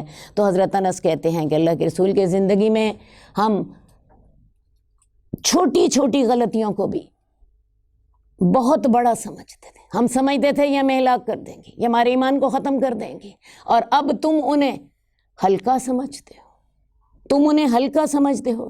تو حقیقت یہ ہوتی ہے کہ گناہ کی 2 قسمیں ہوتی ہیں، ایک صغیرہ گناہ اور ایک کبیرہ گناہ۔ صغیرہ گناہ تو وہ ہوتے ہیں جو ہماری نیکیوں کے ساتھ ساتھ ختم ہوتے رہتے ہیں، مثلا وضو سے، مثلا نماز سے، مثلا جمعہ پڑھنے سے، اور ایک کبیرہ گناہ ہوتے ہیں جن کا ذکر رسول اللہ صلی اللہ علیہ وسلم نے علیحدہ موبقات یعنی ہلاک کرنے والے گناہوں کے نام سے کیا۔ تو انسان چھوٹے گناہوں سے بھی بچے، بڑے گناہوں سے بھی بچے۔ ایک یہ بات یاد رکھیے، جو چھوٹے گناہ ہوتے ہیں اللہ کے ہاں وہ بڑے ہوتے ہیں، اور جو کبیرہ گناہ ہوتے ہیں جن کو ایک مسلمان ہلاک کرنے والا گناہ سمجھتا ہے، بڑا گناہ سمجھتا ہے، وہ اللہ کے نزدیک صغیرہ ہوتے ہیں۔ کس طرح؟ جب انسان کسی گناہ کو کبیرہ سمجھتا ہے وہ اسے بچنے کی کوشش کرتا ہے، وہ اسے بچنے کی کوشش کرتا ہے، اور جب وہ بچنے کی کوشش کرتا ہے اللہ تعالیٰ اس کو معاف فرما دیتے ہیں۔ اگر اسے ہو جائے تو وہ توبہ کر لیتا ہے اور اس سے بچنے کی کوشش کرتا ہے، تو وہ اللہ کے ہاں صغیرہ کی حیثیت رکھتا ہے۔ اور صغیرہ گناہ پر انسان دلیر ہو جاتا ہے، کوئی بات نہیں، یہ تو بڑا گناہ ہے ہی نہیں۔ تو پھر ہوتا کیا ہے کہ صغیرہ گناہ پر اصرار اسی گناہ کو کبیرہ بنا دیتا ہے۔ تو لہٰذا چھوٹے چھوٹے گناہوں سے بھی بچو۔ جب کسی جگہ پہ آگ لگائی جاتی ہے تو آپ کو پتہ ہے شروع میں چھوٹی ٹہنیاں ڈالتے ہیں، بعد میں بڑی لکڑیاں ڈالتے ہیں۔ تو لہٰذا آغاز گناہ کا کہاں سے ہوتا ہے؟ چھوٹے گناہوں سے۔ آغاز میں چھوٹی چھوٹی باریک ٹہنیاں ڈالی جاتی ہیں کیونکہ وہ جلدی آگ پکڑ لیتی ہیں، اس کے بعد موٹی لکڑیاں ڈالی جاتی ہیں۔ تو چھوٹے گناہ ہی انسان کو بڑے گناہ کی طرف لے جاتے ہیں۔ چھوٹا گناہ بڑے گناہ کی طرف لے جاتا ہے، چھوٹی نیکی بڑی نیکی کی طرف لے جاتی ہے۔ تو لہٰذا چھوٹے سے چھوٹے گناہ سے بچنے کی کوشش کیجئے، اور چھوٹی سے چھوٹی نیکی کو بھی کمتر نہ سمجھیے، وہ بھی آپ کو بڑی نیکیوں کی طرف لے جاتی ہے۔ حدیث نمبر 64 حضرت ابو ہریرہ رضی اللہ تعالیٰ عنہ سے روایت ہے، رسول اللہ نے فرمایا اللہ تعالیٰ کو غیرت آتی ہے، اور یہ غیرت اس کو اس وقت آتی ہے جب آدمی ایسے کام کا ارتکاب کرتا ہے جس کو اس نے حرام کیا ہوتا ہے۔ اللہ تعالیٰ نے ہمارے لیے ہدایت بھیجی اپنے انبیاء کے ذریعے، اور ہمارے لیے ہر وہ چیز جس کا ہمیں فائدہ تھا ہمارے لیے ہم پر فرض کر دی، اور ہر وہ چیز جس کا ہمیں نقصان تھا اللہ تعالیٰ نے ہمارے اوپر حرام کر دی۔ اب اللہ تعالیٰ چاہتے ہیں میرا بندہ نیکیاں کرتا رہے اور میرا بندہ گناہوں سے بچے، کیونکہ یہ گناہ اس کی دنیا کو بھی برباد کرتے ہیں، اس کی آخرت کو بھی برباد کرتے ہیں۔ کیا خیال ہے کسی کو پر اگر آپ ظلم کرتے ہیں، کسی کے ساتھ زیادتی کرتے ہیں تو اس کا خمیازہ آپ کو دنیا میں بھی بھگتنا پڑتا ہے۔ اللہ تعالیٰ کو جب انسان اللہ کی نافرمانی کرتا ہے اللہ کو بڑی غیرت آتی ہے، بڑا غصہ آتا ہے، اور اسی غصے کی وجہ سے اللہ تعالیٰ نے گناہوں کو حرام کیا ہے۔ تو لہٰذا اللہ کے غصے کا موجب نہ بنیے، ایسا نہ ہو کہ آپ اللہ کو اپنی نافرمانیوں کے ساتھ غصہ دلا دیں۔ آپ کوشش کیجئے اللہ مجھے بھی توفیق دے کہ ہم ہر کام اللہ کی رضا کے مطابق کریں، تاکہ اللہ کی رضا اور اللہ کی طرف سے برکتیں ہمیں حاصل ہوں۔ حدیث نمبر 65 حضرت ابو ہریرہ کہتے ہیں کہ انہوں نے رسول اللہ صلی اللہ علیہ وسلم کو فرماتے ہوئے سنا کہ بنی اسرائیل میں 3 آدمی تھے، ایک برس کے مرض میں مبتلا تھا، دوسرا گنجا تھا، تیسرا اندھا تھا۔ اللہ تعالیٰ نے انہیں آزمانے کا ارادہ فرمایا، ان کی طرف ایک فرشتہ بھیجا۔ فرشتہ برس والے کے پاس آیا، اس سے پوچھا تجھے کون سی چیز سب سے زیادہ محبوب ہے؟ اس نے جواب دیا اچھا رنگ، خوبصورت جسم، دوسری یہ بات کہ لوگ میرے سے برس کی وجہ سے گھن کھاتے ہیں، یہ بیماری دور ہو جائے۔ فرشتے نے اس کے جسم پر ہاتھ پھیرا جس سے اس کی گھن کھانے والی بیماری دور ہو گئی، اسے خوبصورت رنگ دے دیا گیا۔ آپ کو بات سمجھ آ رہی ہے؟ 3 آدمیوں کی آزمائش کا اللہ تعالیٰ نے ارادہ کیا۔ ان میں سے ایک شخص کو پھل بیری کی بیماری تھی۔ پھل بیری کی بیماری میں جسم کی اوپر والی جلد جھڑ جاتی ہے اور اندر سے سفید رنگ نمایاں ہو جاتا ہے، اور اس کے بڑے بڑے چٹاخ پڑ جاتے ہیں جسم کے اوپر، اور بعض اوقات یہ چٹاخ جو ہیں یہ بڑھتے بڑھتے ہڈیوں تک پہنچ جاتے ہیں، اور پھر یہ جسم کو بھی گلا دیتے ہیں، ہڈیوں کو بھی گلا دیتے ہیں۔ بہرحال اس آدمی کے پاس فرشتہ پہنچا اور اس کو خوبصورت رنگ بھی دے دیا، خوبصورت جلد بھی دے دی۔ فرشتے نے اس سے پوچھا تمہیں کون سا مال زیادہ پسند ہے؟ اس نے کہا اونٹ، یا اس نے گائے کہا۔ اسے 8-10 مہینے کی حاملہ اونٹنی دے دی، اور فرشتے نے اسے دعا دی کہ اللہ تعالیٰ تیرے لیے اس میں برکت عطا فرمائے۔ پھر وہ فرشتہ گنجے کے پاس آیا، اس نے اس سے پوچھا تمہیں کون سی چیز سب سے زیادہ پسند ہے؟ اس نے کہا اچھے بال، دوسری بات یہ کہ میرا یہ گنجا پن ختم ہو جائے جس کی وجہ سے لوگ مجھ سے نفرت کرتے ہیں۔ فرشتے نے اس کے جسم پر ہاتھ پھیرا، اس کا گنجا پن دور ہو گیا اور اسے خوبصورت بال عطا کر دیے گئے۔ فرشتے نے اس سے پوچھا تجھے کون سا مال زیادہ پسند ہے؟ اس نے کہا گائے۔ چنانچہ اسے ایک حاملہ گائے دے دی گئی اور دعا دی گئی کہ اللہ تعالیٰ تیرے لیے اس میں برکت عطا فرمائے۔ اس کے بعد فرشتہ اندھے کے پاس آیا، اس سے پوچھا تجھے کون سی چیز سب سے زیادہ پسند ہے؟ اس نے کہا اللہ میری بینائی لوٹا دے، میں لوگوں کو اپنی آنکھوں سے دیکھ سکوں۔ فرشتے نے اس کی آنکھوں پر ہاتھ پھیرا، اللہ تعالیٰ نے اس کی بینائی بحال کر دی۔ فرشتے نے اس سے پوچھا تجھے کون سا مال زیادہ پسند ہے؟ اس نے کہا بکریاں، پس اسے ایک حاملہ بکری دے دی گئی۔ پہلے دونوں لوگوں کے ہاں بھی دونوں جانوروں کی نسل خوب بڑھی اور اس نابینا کے ہاں بھی بکری نے بچے دیے۔ چنانچہ پہلے شخص کے پاس اونٹوں کی ایک وادی ہو گئی، گنجے کے ہاں ایک وادی گائیوں کی ہو گئی اور اس اندھے کے ہاں ایک وادی بکریوں کی ہو گئی۔ اللہ نے اتنی برکت دی، ایک جانور سے 2 ہوئے، 2 سے 4 ہوئے، 4 سے 8 ہوئے، اتنے جانور ہو گئے کہ وادی کہتے ہیں 2 پہاڑوں کے درمیان جو ہموار جگہ ہوتی ہے۔ آپ سمجھ لیجئے سینکڑوں ہزاروں جانور ان کو اللہ تعالیٰ نے دے دیے، برکت عطا فرما دی۔ اب وقت اتنا گزر چکا تھا، اللہ تعالیٰ نے ان کی آزمائش کا ارادہ کیا تھا، اب اللہ نے دوبارہ فرشتے کو بھیجا۔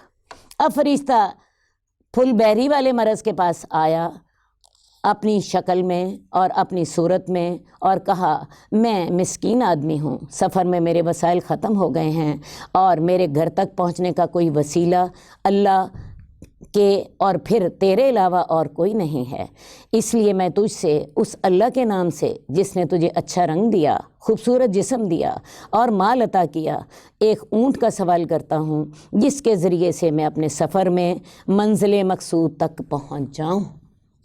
بڑا اچھا سوال اس نے کیا، اللہ نے تمہیں خوبصورت رنگ دیا ہے، خوبصورت جسم دیا ہے، اللہ نے مال دیا ہے، میں محتاج ہوں، میرے پاس کوئی سواری نہیں ہے، اللہ کے نام پر میں تم سے ایک اونٹ کا سوال کرتا ہوں جس کے ساتھ میں اپنے گھر تک پہنچ سکوں، مجھے ایک اونٹ دے دو۔ اس نے جواب دیا پہلے ہی بہت سے حقوق ہیں، یعنی اتنے خرچے ہیں جیسے ہم لوگ کہتے ہیں، پہلے ہی اتنے خرچے ہیں میرا گزارا ہی نہیں ہوتا، پہلے ہی پوری نہیں پڑتی۔ یہ سن کر فرشتے نے اس سے کہا میں تجھے پہچانتا ہوں، کیا تو وہی نہیں ہے جس کے جسم پر سفید داغ تھے، لوگ تجھ سے گھن کھاتے تھے، تو فقیر تھا، اللہ تعالیٰ نے تجھے مال سے نوازا۔ اس نے کہا یہ مال تو مجھے باپ دادا سے ورثے میں ملا ہے۔ فرشتے نے کہا اگر تو جھوٹا ہے تو اللہ تجھے ویسا ہی کر دے جیسا کہ تو پہلے تھا۔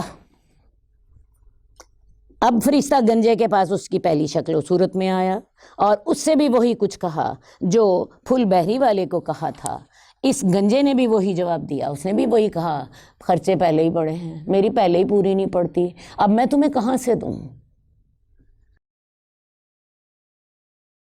فرشتے نے اسے بھی بد دعا دی کہ اگر تو جھوٹا ہے تو اللہ تعالیٰ تجھے ویسا ہی کر دے جیسا کہ تو پہلے تھا۔ فرشتہ پھر اندھے کے پاس آیا اور کہا کہ میں مسکین اور مسافر آدمی ہوں، میرے وسائل سفر میں ختم ہو گئے ہیں، اب آج میرے لیے وطن پہنچنا اللہ کی مدد اور اس کے بعد پھر تیری مالی مدد کے بغیر ممکن نہیں۔ میں تجھ سے اس ذات کے نام سے جس نے تجھے بینائی عطا کی ایک بکری کا سوال کرتا ہوں تاکہ اس کے ذریعے سے میں اپنی منزل مقصود تک پہنچ جاؤں۔ اندھے نے کہا میں واقعی اندھا تھا، اللہ نے میری بینائی بحال کر دی، تیرے سامنے بکریوں کا ریوڑ ہے، جو چاہے لے لو، جو چاہے چھوڑ دو۔ اللہ کی قسم آج میں جو تو اللہ کے لیے لے لے گا اس میں تیرے سے جھگڑا نہیں کروں گا، جو چاہتا ہے لے لو، ایک چھوڑ کے زیادہ لے لو، میں تمہیں کچھ نہیں کہوں گا کیونکہ مجھے یہ سارا کچھ اللہ نے عطا فرمایا۔ یہ سن کر فرشتے نے اسے کہا اپنا مال اپنے پاس ہی رکھو، بے شک تمہیں آزمایا گیا تھا، اللہ تجھ سے راضی ہو گیا اور تیرے دونوں ساتھی ناکام رہے۔ یہ ہے اللہ تعالیٰ کی آزمانے کے طریقے۔ کبھی اللہ تعالیٰ غربت میں آزما رہا ہوتا ہے، کبھی اللہ تعالیٰ دے کر امیری میں آزما رہا ہوتا ہے۔ مال و دولت کی فراوانی بہت بڑی آزمائش اور غربت میں بھی آزمائش ہو رہی ہوتی ہے۔ اس آزمائش میں کامیاب ہوتا ہے جو اگر غریب ہے تو تب بھی اللہ کا شکر کرتا رہے، اور اگر اللہ نے اسے مال و دولت سے نواز دیا ہے تو وہ اللہ تعالیٰ نے جو اس کے اوپر حقوق اور فرائض عائد کیے ہیں اس کے مطابق وہ غریبوں کی مدد کرتا رہے، اپنے رشتہ داروں کے حق دیتا رہے، یتیم مسکین سب کے حق اس میں سے نکالتا رہے۔ دوسری بات، انسان کو اپنی حقیقت نہیں بھولنی چاہیے، اور اسے چاہیے کہ جس اللہ تعالیٰ نے اس پہ رحمت کی ہے اس کا حق وہ دیتا رہے اور اس کا وہ شکر کرتا رہے۔ شکر جو ہے اس کا ایک طریقہ تو یہی ہے جو اس اندھے نے کیا، اس نے کہا اس مال میں سے جو لینا چاہتے ہو لے لو۔ ایک تو یہ شکر کا طریقہ ہے۔ شکر یا تو آپ زبان سے کر لیتے ہو، زبانی شکر اس کو ہم کہتے ہیں۔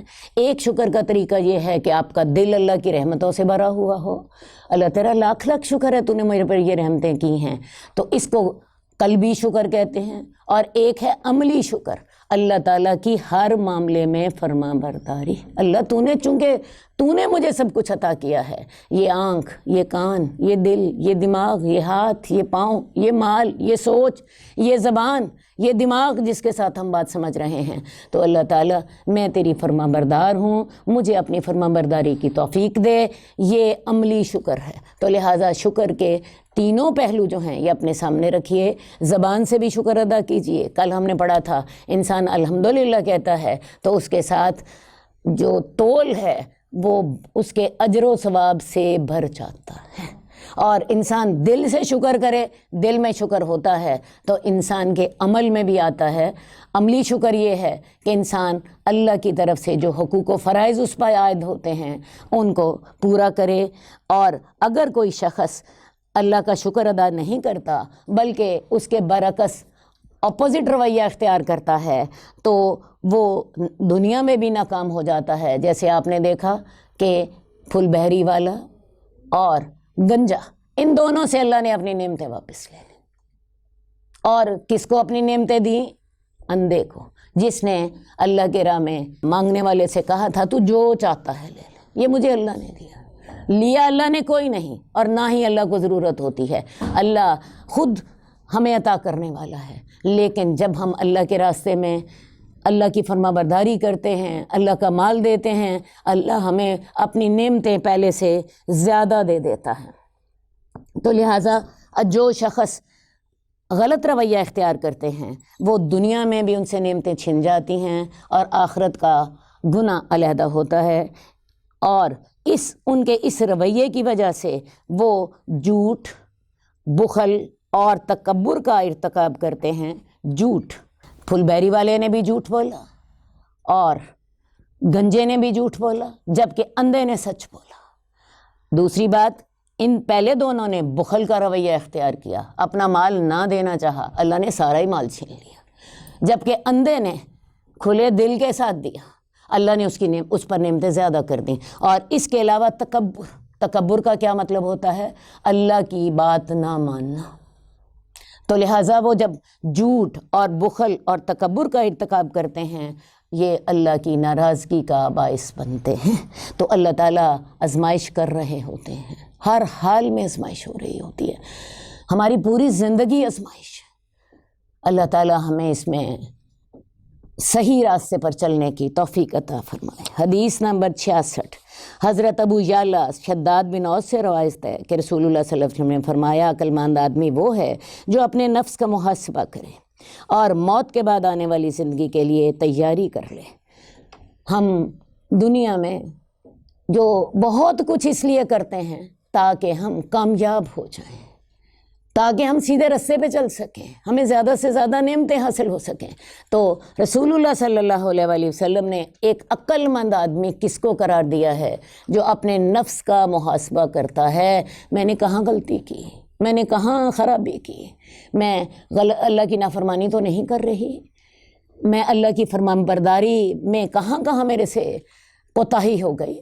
تو یہ آدمی عقل مند ہے جو اپنے نفس کا محاسبہ کرتا ہے۔ روز رات کو سوتے وقت چند منٹ اس بات کو سوچ لیا کریں کہ آج دن میں میرے سے کتنے گناہ ہو گئے، حاسبو قبل ان تحاسبو، اس سے قبل کہ اللہ آپ کا حساب لے، اپنا حساب خود لے لیں۔ اس حساب لینے کے ساتھ کیا ہوگا؟ انشاءاللہ تعالیٰ آپ کے نظر میں آپ کی برائیاں آتی رہیں گی اور آپ ان کے سے بچنے کی کوشش کرتی رہیں گی۔ تو لہٰذا عقل مند آدمی کون ہے، کامیاب آدمی کون ہے؟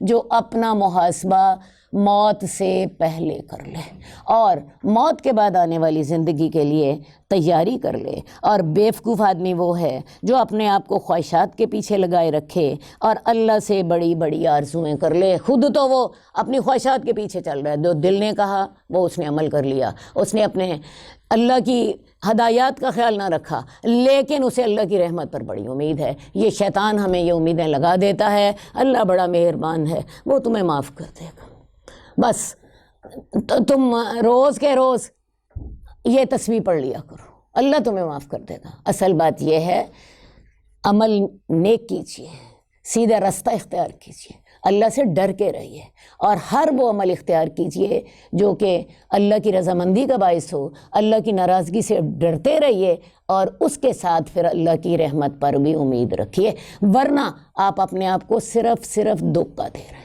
اور یہ شیطان ہمیں یہ دھوکے سکھاتا ہے کہ اللہ اتنا غفور رحیم ہے، اسے تمہیں سزا دے کے اسے کیا ملے گا، اس نے تو سب کو معافی کر دینا ہے، وہ تو بہت ہی مہربان ہے۔ ٹھیک ہے، تو بیوقوف آدمی وہ ہے جو اپنے آپ کو خواہشات کے پیچھے لگاتا رہے اور اللہ سے آرزویں کر لے۔ حدیث نمبر 68 حضرت ابو ہریرہ سے روایت ہے، رسول اللہ صلی اللہ علیہ وسلم نے فرمایا انسان کے حسن اسلام کی علامت یہ ہے کہ وہ بے فائدہ باتوں کو چھوڑ دے۔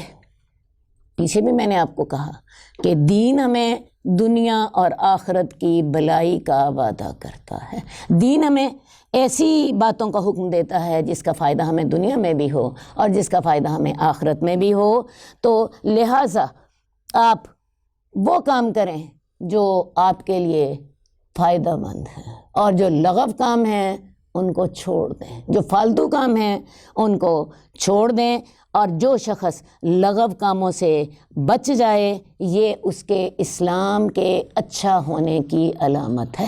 اب لغو کام کیا ہوتے ہیں؟ ایسے کام جن کے بغیر بھی ہماری زندگی گزر سکتی ہے، جن سے ہمارا کوئی لینا دینا نہیں ہے۔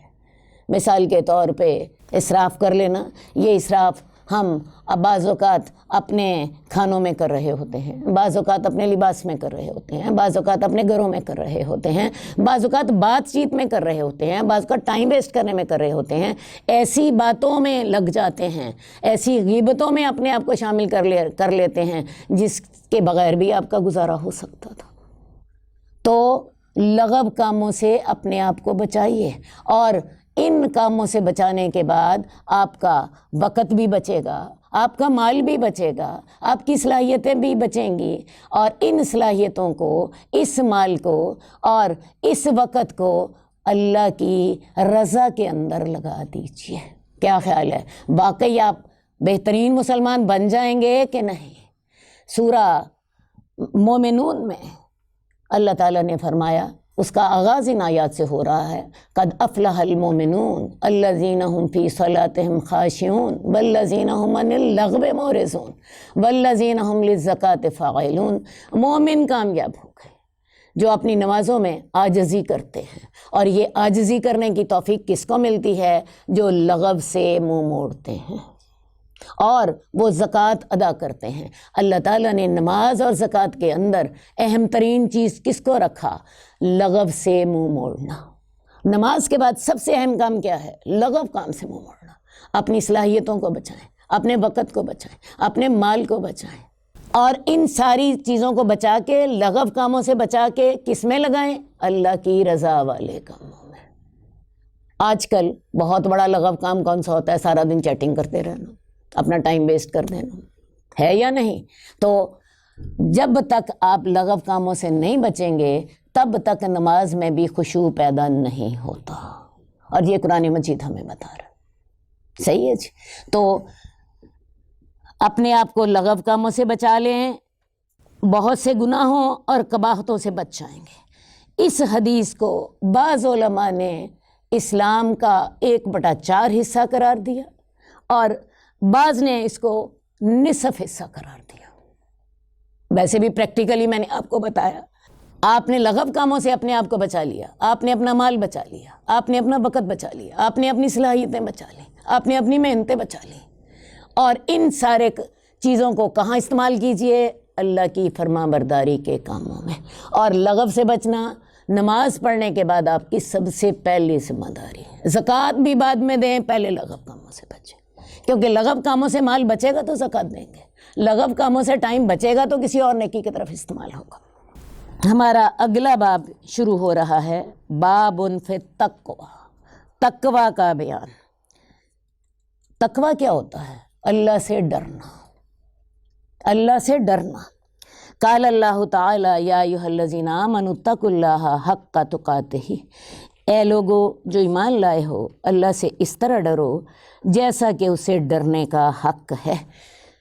حضرت عمر نے ابی بن کعب سے پوچھا تھا کہ تقویٰ سے کیا مراد ہے؟ حضرت ابی بن کعب نے جواب دیا تھا کہ ایک راستہ ہو جس کے دونوں طرف کانٹے دار جھاڑیاں ہوں، تو جب انسان وہاں سے گزرتا ہے تو وہ کیا کرتا ہے؟ خود اپنے آپ کو ان کانٹوں سے بچاتا ہے. تو اس دنیا میں رہ کے اپنے آپ کو اللہ کی ناراضگی کے کاموں سے بچا کے اپنے آپ کو صحیح سالم لے جانا، نیکیوں کے کاموں پر قائم رہتے ہوئے، یہ تقویٰ ہے، یہ تقویٰ ہے. تو اللہ سے ڈرو جیسا کہ اللہ سے ڈرنے کا حق ہے. مراد کیا ہے؟ اللہ کی فرما برداری کرو، اللہ کی نافرمانی سے بچو. فاتقوا اللہ ما استطعتم، اللہ سے اتنا ڈرو جتنی تمہیں طاقت ہے، اپنی طاقت بھر اللہ سے ڈرو.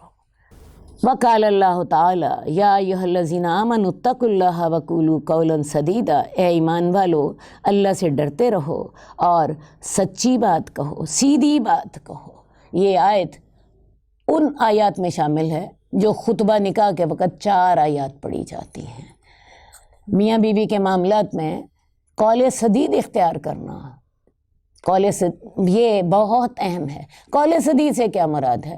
ایسی بات جس میں چکر نہ ہو، جس میں ہیر پھیر نہ ہو، 2 ٹوک، سیدھی بات جس کا ایک ہی مطلب ہو، اسے 2-4 مطلب نہ لیے جا سکے. تو ازدواجی زندگی کے لیے یہی رویہ درست ہے، انسان صحیح سیدھی سچی بات کرے، ورنہ ہوتا کیا ہے؟ دونوں کو ایک دوسرے پر اعتماد نہیں رہتا. اسی طرح اللہ تعالیٰ فرماتے ہیں من یتق اللہ یجعل لہ مخرجا ویرزقہ من حیث لا یحتسب، جو اللہ سے ڈرتا ہے اللہ اس کے لیے کوئی اس مصیبت سے نکلنے کا راستہ نکال دیتے ہیں اور اسے ایسی جگہ سے رزق دیتے ہیں جس کا اس کو خیال تک نہیں ہوتا. تو اللہ سے تقوی اختیار کریں، اللہ انشاءاللہ تعالیٰ اپنے خزانوں سے آپ کو عطا فرمائے گا. ہم سمجھتے ہیں کہ شاید رزق اللہ کی نافرمانی کر کے کہ ہم لے سکتے ہیں. جیسے ابھی بات ہوئی تھی، ایک شخص کاروبار میں 5,000 کا سودا 6,000 کا بیچ دیتا ہے اور اپنی چیز کا نقص نہیں بتاتا. ہوتا کیا ہے؟ گاہک دوبارہ ہی نہیں آتا، برکت ہی نہیں ہوتی. تو اگر وہ اللہ سے ڈر کے اپنے سودے کا نقص بتا دے، اللہ اس کے کاروبار میں برکت دے گا. تو جو اللہ سے ڈرتا ہے اللہ تعالیٰ اس کے لیے کوئی نکلنے کا راستہ بنا دیتے ہیں اور اسے ایسی جگہ سے عطا فرماتے ہیں جہاں سے اس کو خیال تک نہیں ہوتا. یہ آیت طلاق کے مسائل کے درمیان آئی ہے، یعنی جب آپ طلاق کا مسئلہ پیش آ جائے تو اس میں بھی اللہ کا ڈر سامنے رکھو، اللہ کا ڈر سامنے رکھو. اور یہ طلاق کے حکامات میں اللہ تعالیٰ نے 6 دفعہ تقوی کا حکم دیا ہے، 6 دفعہ تقوی کا حکم دیا ہے ایک رکوع کے اندر. کیونکہ یہ معاملے ایسے ہوتے ہیں جب انسان کی ایک دوسرے کے ساتھ کھینچا تانی ہو رہی ہوتی ہے، جھگڑا ہو رہا ہوتا ہے اور انسان بعض اوقات اپنے حق سے تجاوز کر جاتا ہے، تو اللہ تعالیٰ نے 6 دفعہ حکم دیا ہے کہ میرے سے ڈر کے یہ معاملہ کرو. ان تتقوا اللہ یجعل لکم فرقانا، اگر تم اللہ سے ڈرتے رہو گے اللہ تمہارے لیے فرقان پیدا کر دے گا، تمہارے گناہ معاف کر دے گا، تمہیں معاف کر دے گا. اور اللہ تعالیٰ تو بہت فضل کرنے والا ہے. اب یہاں پہ اللہ تعالیٰ نے تقوی کا ایک اور فائدہ بتایا ہے. جب انسان اللہ سے ڈرتا ہے تو اللہ تعالیٰ اس کو دنیا کی مشکلات میں جانے کے لیے، یہاں سے گزرنے کے لیے ایک فرقان عطا فرما دیتے ہیں۔ فرقان سے مراد ہے فرق کرنے کی صلاحیت۔ انسان کو پتہ لگ جاتا ہے یہ رستہ صحیح ہے، یہ رستہ غلط ہے، اور اگر فرض کیا وہ غلط رستے پر جا بھی رہا ہوتا ہے، کہیں اس کو غلطی لگ جاتی ہے، تھوڑا سا آگے چلنے کے بعد اس کو اندازہ ہو جاتا ہے کہ یہ رستہ شیطان کا ہے اور یہ رستہ رب کی فرما برداری کا نہیں ہے، وہ توبہ کر لیتا ہے، پیچھے پلٹ آتا ہے۔ اس طرح کر کے دنیا میں اللہ تعالیٰ اسے ایک صلاحیت دے دیتے ہیں جس سے اس کو سیدھے اور غلط راستے میں فرق کرنے کی صلاحیت مل جاتی ہے۔ اصل بات ہے عبادات میں تو دیکھو جی اللہ نے مقرر کر دیا کہ تم نے یہ عبادت اس انداز سے کرنی ہے، لیکن یہ جو انسان کے معاملات ہیں اس میں بعض اوقات ایسے موقع پیش آ جاتے ہیں جن میں انسان کو سمجھ نہیں آ رہی ہوتی کہ میں اس رستے پر چلوں یا میں اس سے اپوزٹ رستے پر چلوں، تو ایسے معاملات میں آپ کی رہنمائی تقویٰ کرتا ہے۔ اللہ سے ڈر کے کریں، میں اللہ کی ناراضگی کہیں مول نہ لے لوں، اور پھر اگر آپ دیکھیں کہ غلطی ہو گئی بعد میں اسے پلٹ آئیے۔ جس کے دل میں اللہ کا ڈر ہوگا وہ غلطی سے رجوع کر کے سیدھے رستے پر آ جائے گا۔ تو اگر تم اللہ سے ڈرو گے اللہ تمہارے لیے فرق کرنے کی صلاحیت پیدا کر دیں گے اور تمہارے گناہ بھی معاف کر دیں گے اور تمہیں بخش بھی دیں گے، اور اللہ تعالیٰ تو بڑے فضل کرنے والا ہے۔ حدیث نمبر 69 حضرت ابو ہریرہ رضی اللہ تعالیٰ عنہ بیان کرتے ہیں، رسول اللہ صلی اللہ علیہ وسلم سے سوال کیا گیا لوگوں میں سب سے زیادہ معزز کون ہے؟ آپ نے فرمایا جو ان میں سب سے زیادہ اللہ سے ڈرنے والا ہے۔ ان اکرمکم عند اللہ اتقاکم، تم میں سے سب سے زیادہ عزت والا کون ہے؟ جو سب سے زیادہ ڈرنے والا ہے۔ اللہ ہمارے جسموں کو نہیں دیکھتا، ہمارے رنگوں کو نہیں دیکھتا، اللہ کے نزدیک کالا، گورا، سرخ، زرد سب برابر ہیں، عورت اور مرد سب برابر ہیں۔ ہاں جو زیادہ تقویٰ رکھنے والا ہے اللہ کے نزدیک وہ زیادہ معزز ہے۔ لوگوں نے کہا ہم آپ سے یہ بات نہیں پوچھ رہے ہیں، یعنی ان کا مسئلہ یہ تھا کہ ہم یہ نہیں پوچھ رہے کہ نیکیوں کے لحاظ سے کون زیادہ معزز ہے، ہم انسانوں میں سے پوچھ رہے ہیں۔ آپ نے فرمایا پھر یوسف علیہ السلام جو خود بھی اللہ کے پیغمبر ہیں، ان کے والد بھی اللہ کے پیغمبر تھے، ان کے والد کا نام حضرت یعقوب ہے، وہ بھی اللہ کے پیغمبر ہیں، اور ان کے دادا حضرت اسحاق وہ بھی اللہ کے پیغمبر ہیں، اور ان کے پردادا یعنی حضرت ابراہیم بھی اللہ کے پیغمبر ہیں، اور وہ اللہ کے خلیل بھی ہیں۔ تو یہ 4 نسلوں میں نبوت آئی ہے، حضرت ابراہیم کے بیٹے حضرت اسحاق، حضرت اسحاق کے بیٹے حضرت یعقوب، اور حضرت یعقوب کے بیٹے حضرت یوسف۔ تو یہ 4 نسلوں سے بیٹا بھی، باپ بھی، دادا بھی، پردادا بھی پیغمبر ہے۔ تو رسول اللہ صلی اللہ علیہ وسلم نے فرمایا یہ دنیا میں سب سے زیادہ معزز لوگ ہیں۔ انہوں نے کہا ہم اس کی بابت نہیں پوچھ رہے۔ آپ نے سوال کیا تو کیا تم مجھ سے پھر عرب کے خاندانوں کے بارے میں بات کر رہے ہو؟ ان کے جو افراد جاہلیت میں بہتر تھے وہ اسلام میں بھی بہتر ہیں اگر وہ دین کی سمجھ حاصل کر لیں۔ اصل بات یہ ہے کہ جو لوگ جاہلیت میں بہتر ہیں وہی اسلام میں بہتر ہیں جب انہیں دین کی سمجھ آ جائے۔ آپ یہ دیکھ لیجئے حضرت عمر رضی اللہ تعالیٰ عنہ جاہلیت میں بھی بڑے طاقتور، بڑے مضبوط انسان تھے۔ رسول اللہ صلی اللہ علیہ وسلم نے اسی لیے دعا کی تھی کہ اللہ تعالیٰ ان کو ہدایت دے دے۔ ہدایت دینے کے بعد بھی ان کے اندر وہی کوالٹیز تھیں، اور اسی لیے آج دنیا یہ کہنے پر مجبور ہے کہ اگر ایک عمر اور ہوتا تو ساری دنیا کا نقشہ آج یہ نہ ہوتا۔ حضرت عمر کے دور میں حالانکہ آپ نے 10 سال حکومت کی ہے، آدھی دنیا اسلام کے جھنڈے تلے آ چکی تھی۔ تو اصل بات ہے دین وہی صلاحیتیں چاہتا ہے جو صلاحیتیں دنیا کے لیے استعمال ہوتی ہیں۔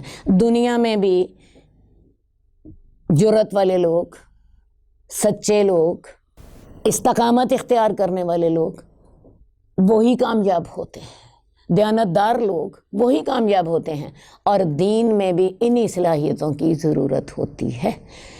دیکھ لیجئے آج یورپینز آپ کو بڑے ترقی یافتہ نظر آتے ہیں، تو ان کے اندر وقت کی پابندی، ان کے اندر دیانتداری، ان کے اندر قانون کی پابندی وہ اپنے ملک سے لائل ہوتے ہیں، وفادار ہوتے ہیں اپنے ملک سے، تو ان کے اندر کچھ کوالٹی ہیں، وہ ملاوٹ نہیں کرتے، وہ قانون نہیں توڑتے۔ تو یہ صلاحیتیں جو ہیں یہ دنیا کے لیے بھی چاہیے اور دین کے لیے بھی ہمیں وہی صلاحیتیں چاہیے، لیکن فرق ایک ہوتا ہے، فرق یہ ہوتا ہے وہ یہ سارے کام دنیا کی خاطر کر رہے ہوتے ہیں اور ایک مسلمان آدمی یہ سارے کام اللہ کی رضا کی خاطر ہوتا ہے۔ یعنی فرق کس چیز کا ہوتا ہے؟ ٹارگٹ کا فرق ہوتا ہے۔ ان کی ٹارگٹ دنیا ہوتی ہے اور ایک مسلمان کا ٹارگٹ آخرت ہوتی ہے۔ مسلمان یہ کام اللہ کی رضا کے لیے کرتا ہے، اپنی جنت کے لیے کرتا ہے، اپنی دوزخ سے بچنے کے لیے کرتا ہے، وہ کام اپنی دنیا حاصل کرنے کے لیے، شہرت حاصل کرنے کے لیے کرتے ہیں۔ اسی لیے مسلمان اگر باصلاحیت ہو اور مسلمان کے اندر بھی اچھی صلاحیتیں ہوں تو اس کا فائدہ اس کے دین کو بہت زیادہ ہوتا ہے، کیونکہ اس نے اپنے رب سے اجر لینا ہوتا ہے۔ میں آپ کو لڑائی کی مثال دے دیتی ہوں۔ لڑائی میں کافر فوجیں بھی لڑ رہی ہوتی ہیں، مسلمان فوجیں بھی لڑ رہی ہوتی ہیں۔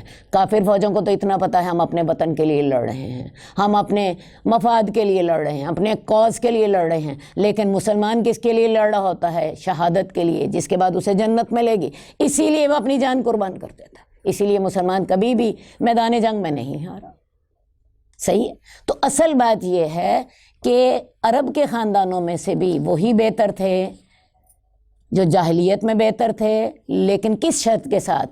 جب انہیں اسلام کی سمجھ آ گئی، انہیں ٹارگٹ آف لائف مل گیا، انہوں نے اب دنیا کے لیے وہ کام نہیں کرنے، انہوں نے وہ کام آخرت کے لیے کرنے ہیں، وہ کام انہوں نے آخرت کے لیے کرنے ہیں، وہ کام انہوں نے جنت کے لیے کرنے ہیں، وہ کام انہوں نے شہرت کے لیے نہیں کرنے، انہیں لوگوں کے اندر مقبولیت نہیں چاہیے، انہیں اللہ کے ہاں مقبولیت چاہیے۔ تو یہی لوگ سب سے زیادہ بہتر ہیں۔ حدیث نمبر 70 نبی سعید الخدری رضی اللہ تعالی عنہ، حضرت ابو سعید خدری سے روایت ہے کہ رسول اللہ صلی اللہ علیہ وسلم نے فرمایا، دنیا میٹھی ہے، سرسبز ہے، اللہ تعالیٰ اس میں تمہیں جانشین بنانے والا ہے تاکہ وہ دیکھے تم کیسے عمل کرتے ہو۔ تو تم دنیا کے دھوکے سے بچنا اور عورتوں کے فتنے سے بچنا، کیونکہ بنی اسرائیل کی پہلی آزمائش عورتوں ہی کے ذریعے ہوئی تھی۔ دنیا بہت میٹھی ہے، بہت سرسبز، ہر ایک کے نفس کے اندر دنیا کی محبت ڈال دی گئی ہے۔ دنیا میں بہت اٹریکشنز ہیں، اور یہ اٹریکشن جو ہیں کبھی مال کی اٹریکشن ہے، کبھی اولاد کی ہے، کبھی عورتوں کی ہے۔ مردوں کے لیے جو سب سے زیادہ اس دنیا میں اٹریکشن ہے عورتوں کی ہے، اور یہ قرآن بھی ہمیں گواہی دیتا ہے، زُيِّنَ لِلنَّاسِ حُبُّ الشَّهَوَاتِ مِنَ النِّسَاءِ وَالْبَنِينَ وَالْقَنَاطِيرِ الْمُقَنطَرَةِ۔ لوگوں کو ان کی خواہشات میں سے زینت دے دی گئی ہے۔ سب سے پہلے کیا؟ من النساء، عورتیں، والبنین، بیٹے، والقناطیر، اور خزانے۔ تو مرد کی سب سے پہلی خواہش کیا ہے؟ عورت۔ دوسری خواہش اولاد، وہ اولاد بھی اس کے بعد ہے، اور تیسری بات مال۔ تو دنیا کا سب سے بڑا فتنہ کون سا ہے؟ مردوں کے لیے عورتیں، اور دونوں کے لیے دنیا کی محبت، دنیا کی آزمائش۔ تم دنیا کے سے بچو اور عورتوں سے بچو، کیونکہ بنی اسرائیل کی پہلی آزمائش عورتوں کے ذریعے ہی ہوئی تھی۔ اب عورتوں سے کیسے بچنا ہے؟ بات یہ ہے، پہلی بات تو یہی ہے، نامحرم عورتوں کے فتنے میں نہ پڑو، کیونکہ نامحرم عورتوں کے فتنے میں پڑھ کے انسان اپنا ایمان گنوا لیتا ہے۔ آپ دیکھ لیجئے، سب سے جو پہلا گناہ ہوا ہے فحاشی کا تھا۔ حضرت آدم نے جب وہ پھل کھا لیا تو سب سے پہلی بات کیا ہو گئی تھی؟ شیطان کی جب بات مان لی، جنت کا لباس اتر گیا۔ سمجھ آئی نا؟ اور یہ شیطان انہیں ننگا کرنا چاہتا تھا۔ تو میں آپ کو بتاؤں، فحاشی شیطان کا سب سے پہلا ہتھیار ہے۔ آج ساری دنیا اسی فتنے کا شکار ہے۔ ٹریکٹر کے ساتھ بھی عورت ہوتی ہے، اور عمارت بن رہی ہے تو اس کے ساتھ بھی عورت، حالانکہ عورت کا وہاں کیا کام؟ آپ یہ دیکھ لیجئے، دنیا میں کوئی رسالہ اٹھا کے دیکھ لیجئے، عورتوں کی اتنی بڑی تصویر، کس لیے؟ لوگوں کو پتہ ہے مرد اسی کے ذریعے اٹریکٹ ہوتے ہیں۔ تو پہلا فتنہ کیا ہے کہ آپ نامحرم عورتوں کے ساتھ تنہائی میں نہ جائیں، کیونکہ حدیث میں آتا ہے جب ایک مرد اور ایک عورت اکٹھے ہوتے ہیں تیسرا شیطان ہوتا ہے۔ یہ فتنے آج کالجز میں، یونیورسٹیز میں اور ہاسپٹلز میں بڑے عام ہیں۔ استاد تعلیم کے بہانے طالبات کے ساتھ علیحدہ ہوتے ہیں، ڈاکٹر علاج کے بہانے علیحدہ ہوتا ہے، اور باس اپنی سیکٹری کے ساتھ علیحدہ ہوتا ہے، اور یہ سارے فتنے شیطان نے اس دنیا میں پھیلا رکھے ہیں۔ تو اس لیے پہلی صورت تو یہی ہے کہ کبھی بھی ایک عورت اور ایک مرد تنہائی میں اکٹھے نہ ہوں۔ ایک عورت اور دو مرد ہو جائیں، دو مرد اور ایک عورت ہو جائے، تب بھی انسان گناہ سے بچ جاتا ہے۔ لیکن جب ایک عورت اور ایک مرد ہوتا ہے تو شیطان کا وار بہت چلتا ہے۔ دوسری بات، انسان جائز نکاح کر رہا ہے، اس کی اپنی بیوی ہے۔ بعض اوقات انسان اس فتنے میں اس طرح مبتلا ہوتا ہے، بیوی کے پیچھے لگ کے فرائض سے غافل ہو جاتا ہے۔ بیوی کے پیچھے لگے، ماں کے ساتھ لڑائی کر لی، بیوی کے پیچھے لگے، ماں باپ کو گھر سے نکال دیا۔ تو یہ دونوں طریقوں سے بچنا ہے۔ انسان کو اللہ تعالیٰ نے عورت سے فائدے کا حق دیا ہے، اپنی لائنز کے مطابق اللہ کی حدود میں رہ کر عورتوں سے فائدہ اٹھایا جائے۔ اللہ تعالیٰ نے یہ خوشی انسان کو دی ہے، لیکن اس میں اللہ کی حدود کا خیال رکھا جائے، کیونکہ بنی اسرائیل جب فتنے میں پڑے تھے تو ان کی آزمائش عورتوں ہی کے ذریعے ہوئی تھی۔ تو لہٰذا اس سلسلے میں مرد و زن دونوں کے لیے دنیا کی محبت سے بچیں، اور دنیا کی محبت کے بہت سے مظہر ہیں۔ اولاد کی محبت، مال کی محبت، اقتدار کی محبت، یہ ساری چیزیں، حب جاہ، حب مال، حب اولاد، دنیا کا ہر گناہ اس کی تہ میں دنیا کی محبت ہوتی ہے۔ انالیسس کر کے دیکھ لیجیے، دنیا کے ہر گناہ میں دنیا کی محبت بنیاد کے طور پر ہوتی ہے۔ تو لہٰذا دنیا کی محبت سے بچیے، اس کو اتنا استعمال کریں جتنی اللہ نے آپ کو اجازت دی ہے۔ اجازت اللہ نے کیا دی ہے؟ اللہ کی احکامات، اللہ کی حدود کے مطابق، اس میں اللہ کی فرما برداری اختیار کریں اور اللہ کی نافرمانی سے بچیے، اور خاص طور پہ مردوں کے لیے عورتوں کے فتنے سے بچیں۔ حدیث نمبر 71 حضرت عبداللہ بن مسعود سے روایت ہے، وہ یہ رسول اللہ صلی اللہ علیہ وسلم یہ دعا فرماتے تھے، اللہ تعالیٰ میں تیرے سے ہدایت کا، پرہیزگاری کا، پاک دامنی کا اور غنا کا سوال کرتا ہوں۔ یعنی یہ تقوی ایسی چیز ہے کہ رسول اللہ صلی اللہ علیہ وسلم نے اس کے لیے ہمیں دعا سکھائی، اللہم انی اسألک الہدی والتقی والعفاف والغنی۔ اللہ میں تیرے سے ہدایت کا سوال کرتا ہوں، تقوی کا سوال کرتا ہوں، اللہ دوسروں سے بے نیازی کا اور پاک دامنی کا سوال کرتا ہوں۔ اللہ مجھے تقوی کی توفیق عطا فرما، مجھے ہدایت عطا فرما، اور مجھے پاک دامنی عطا فرما، اور اللہ تعالیٰ مجھے دوسروں کا محتاج نہ کرنا۔ بہت ہی جامع دعا ہے، اس دعا کو یاد کر لیجیے، اللہم انی اسألک الہدی والتقی والعفاف والغنی۔ حدیث نمبر 72 ابو طریف عدی بن حاتم طائی سے روایت ہے، میں نے سنا رسول اللہ صلی اللہ علیہ وسلم فرماتے تھے، جو شخص کسی بات پر قسم کھا لے پھر اس سے زیادہ پرہیزگاری والی بات دیکھے تو اس کو چاہیے کہ وہ پرہیزگاری والا عمل کرے۔ اس کو مسلم نے روایت کیا ہے۔ یہاں پھر تقوی کا حکم ہے۔ ایک شخص نے قسم کھا لی، قسم کھانے کے بعد اس کو اندازہ ہوا میں نے غلط بات پہ قسم کھا لی، ٹھیک ہے، اس کو چاہیے اپنی قسم توڑ دے، اور ایسی صورتحال میں قسم توڑنا فرض ہے۔ دیکھیں رسول اللہ صلی اللہ علیہ وسلم نے قسم کھا لی کہ میں آئندہ سے شہد نہیں پیوں گا، اللہ تعالیٰ نے قرآن میں حکم اتار دیا، قد فرض اللہ لکم تحلۃ ایمانکم، اللہ تعالیٰ نے تمہیں اپنی قسموں کو توڑنا فرض قرار دے دیا۔ جب انسان کو احساس ہو جائے کہ میں نے کوئی قسم کھائی ہے اور وہ درست نہیں ہے تو اسے اپنی قسم توڑ دینی چاہیے اور وہ کام کرنا چاہیے جو اللہ کی رضا کا ہے۔ اسی لیے پھر رسول اللہ صلی اللہ علیہ وسلم نے اپنی قسم توڑی اور شہد کھانا شروع کر دیا۔ دوبارہ میں آپ کو بتاتی ہوں، اللہ تعالیٰ نے الفاظ کیا ادا فرمائے تھے. اللہ تعالیٰ نے حکم کیا دیا تھا، قد فرض اللہ لکم تحلۃ ایمانکم، اللہ نے تمہیں تمہاری قسموں کو توڑ دینا فرض قرار دیا. کس صورت میں؟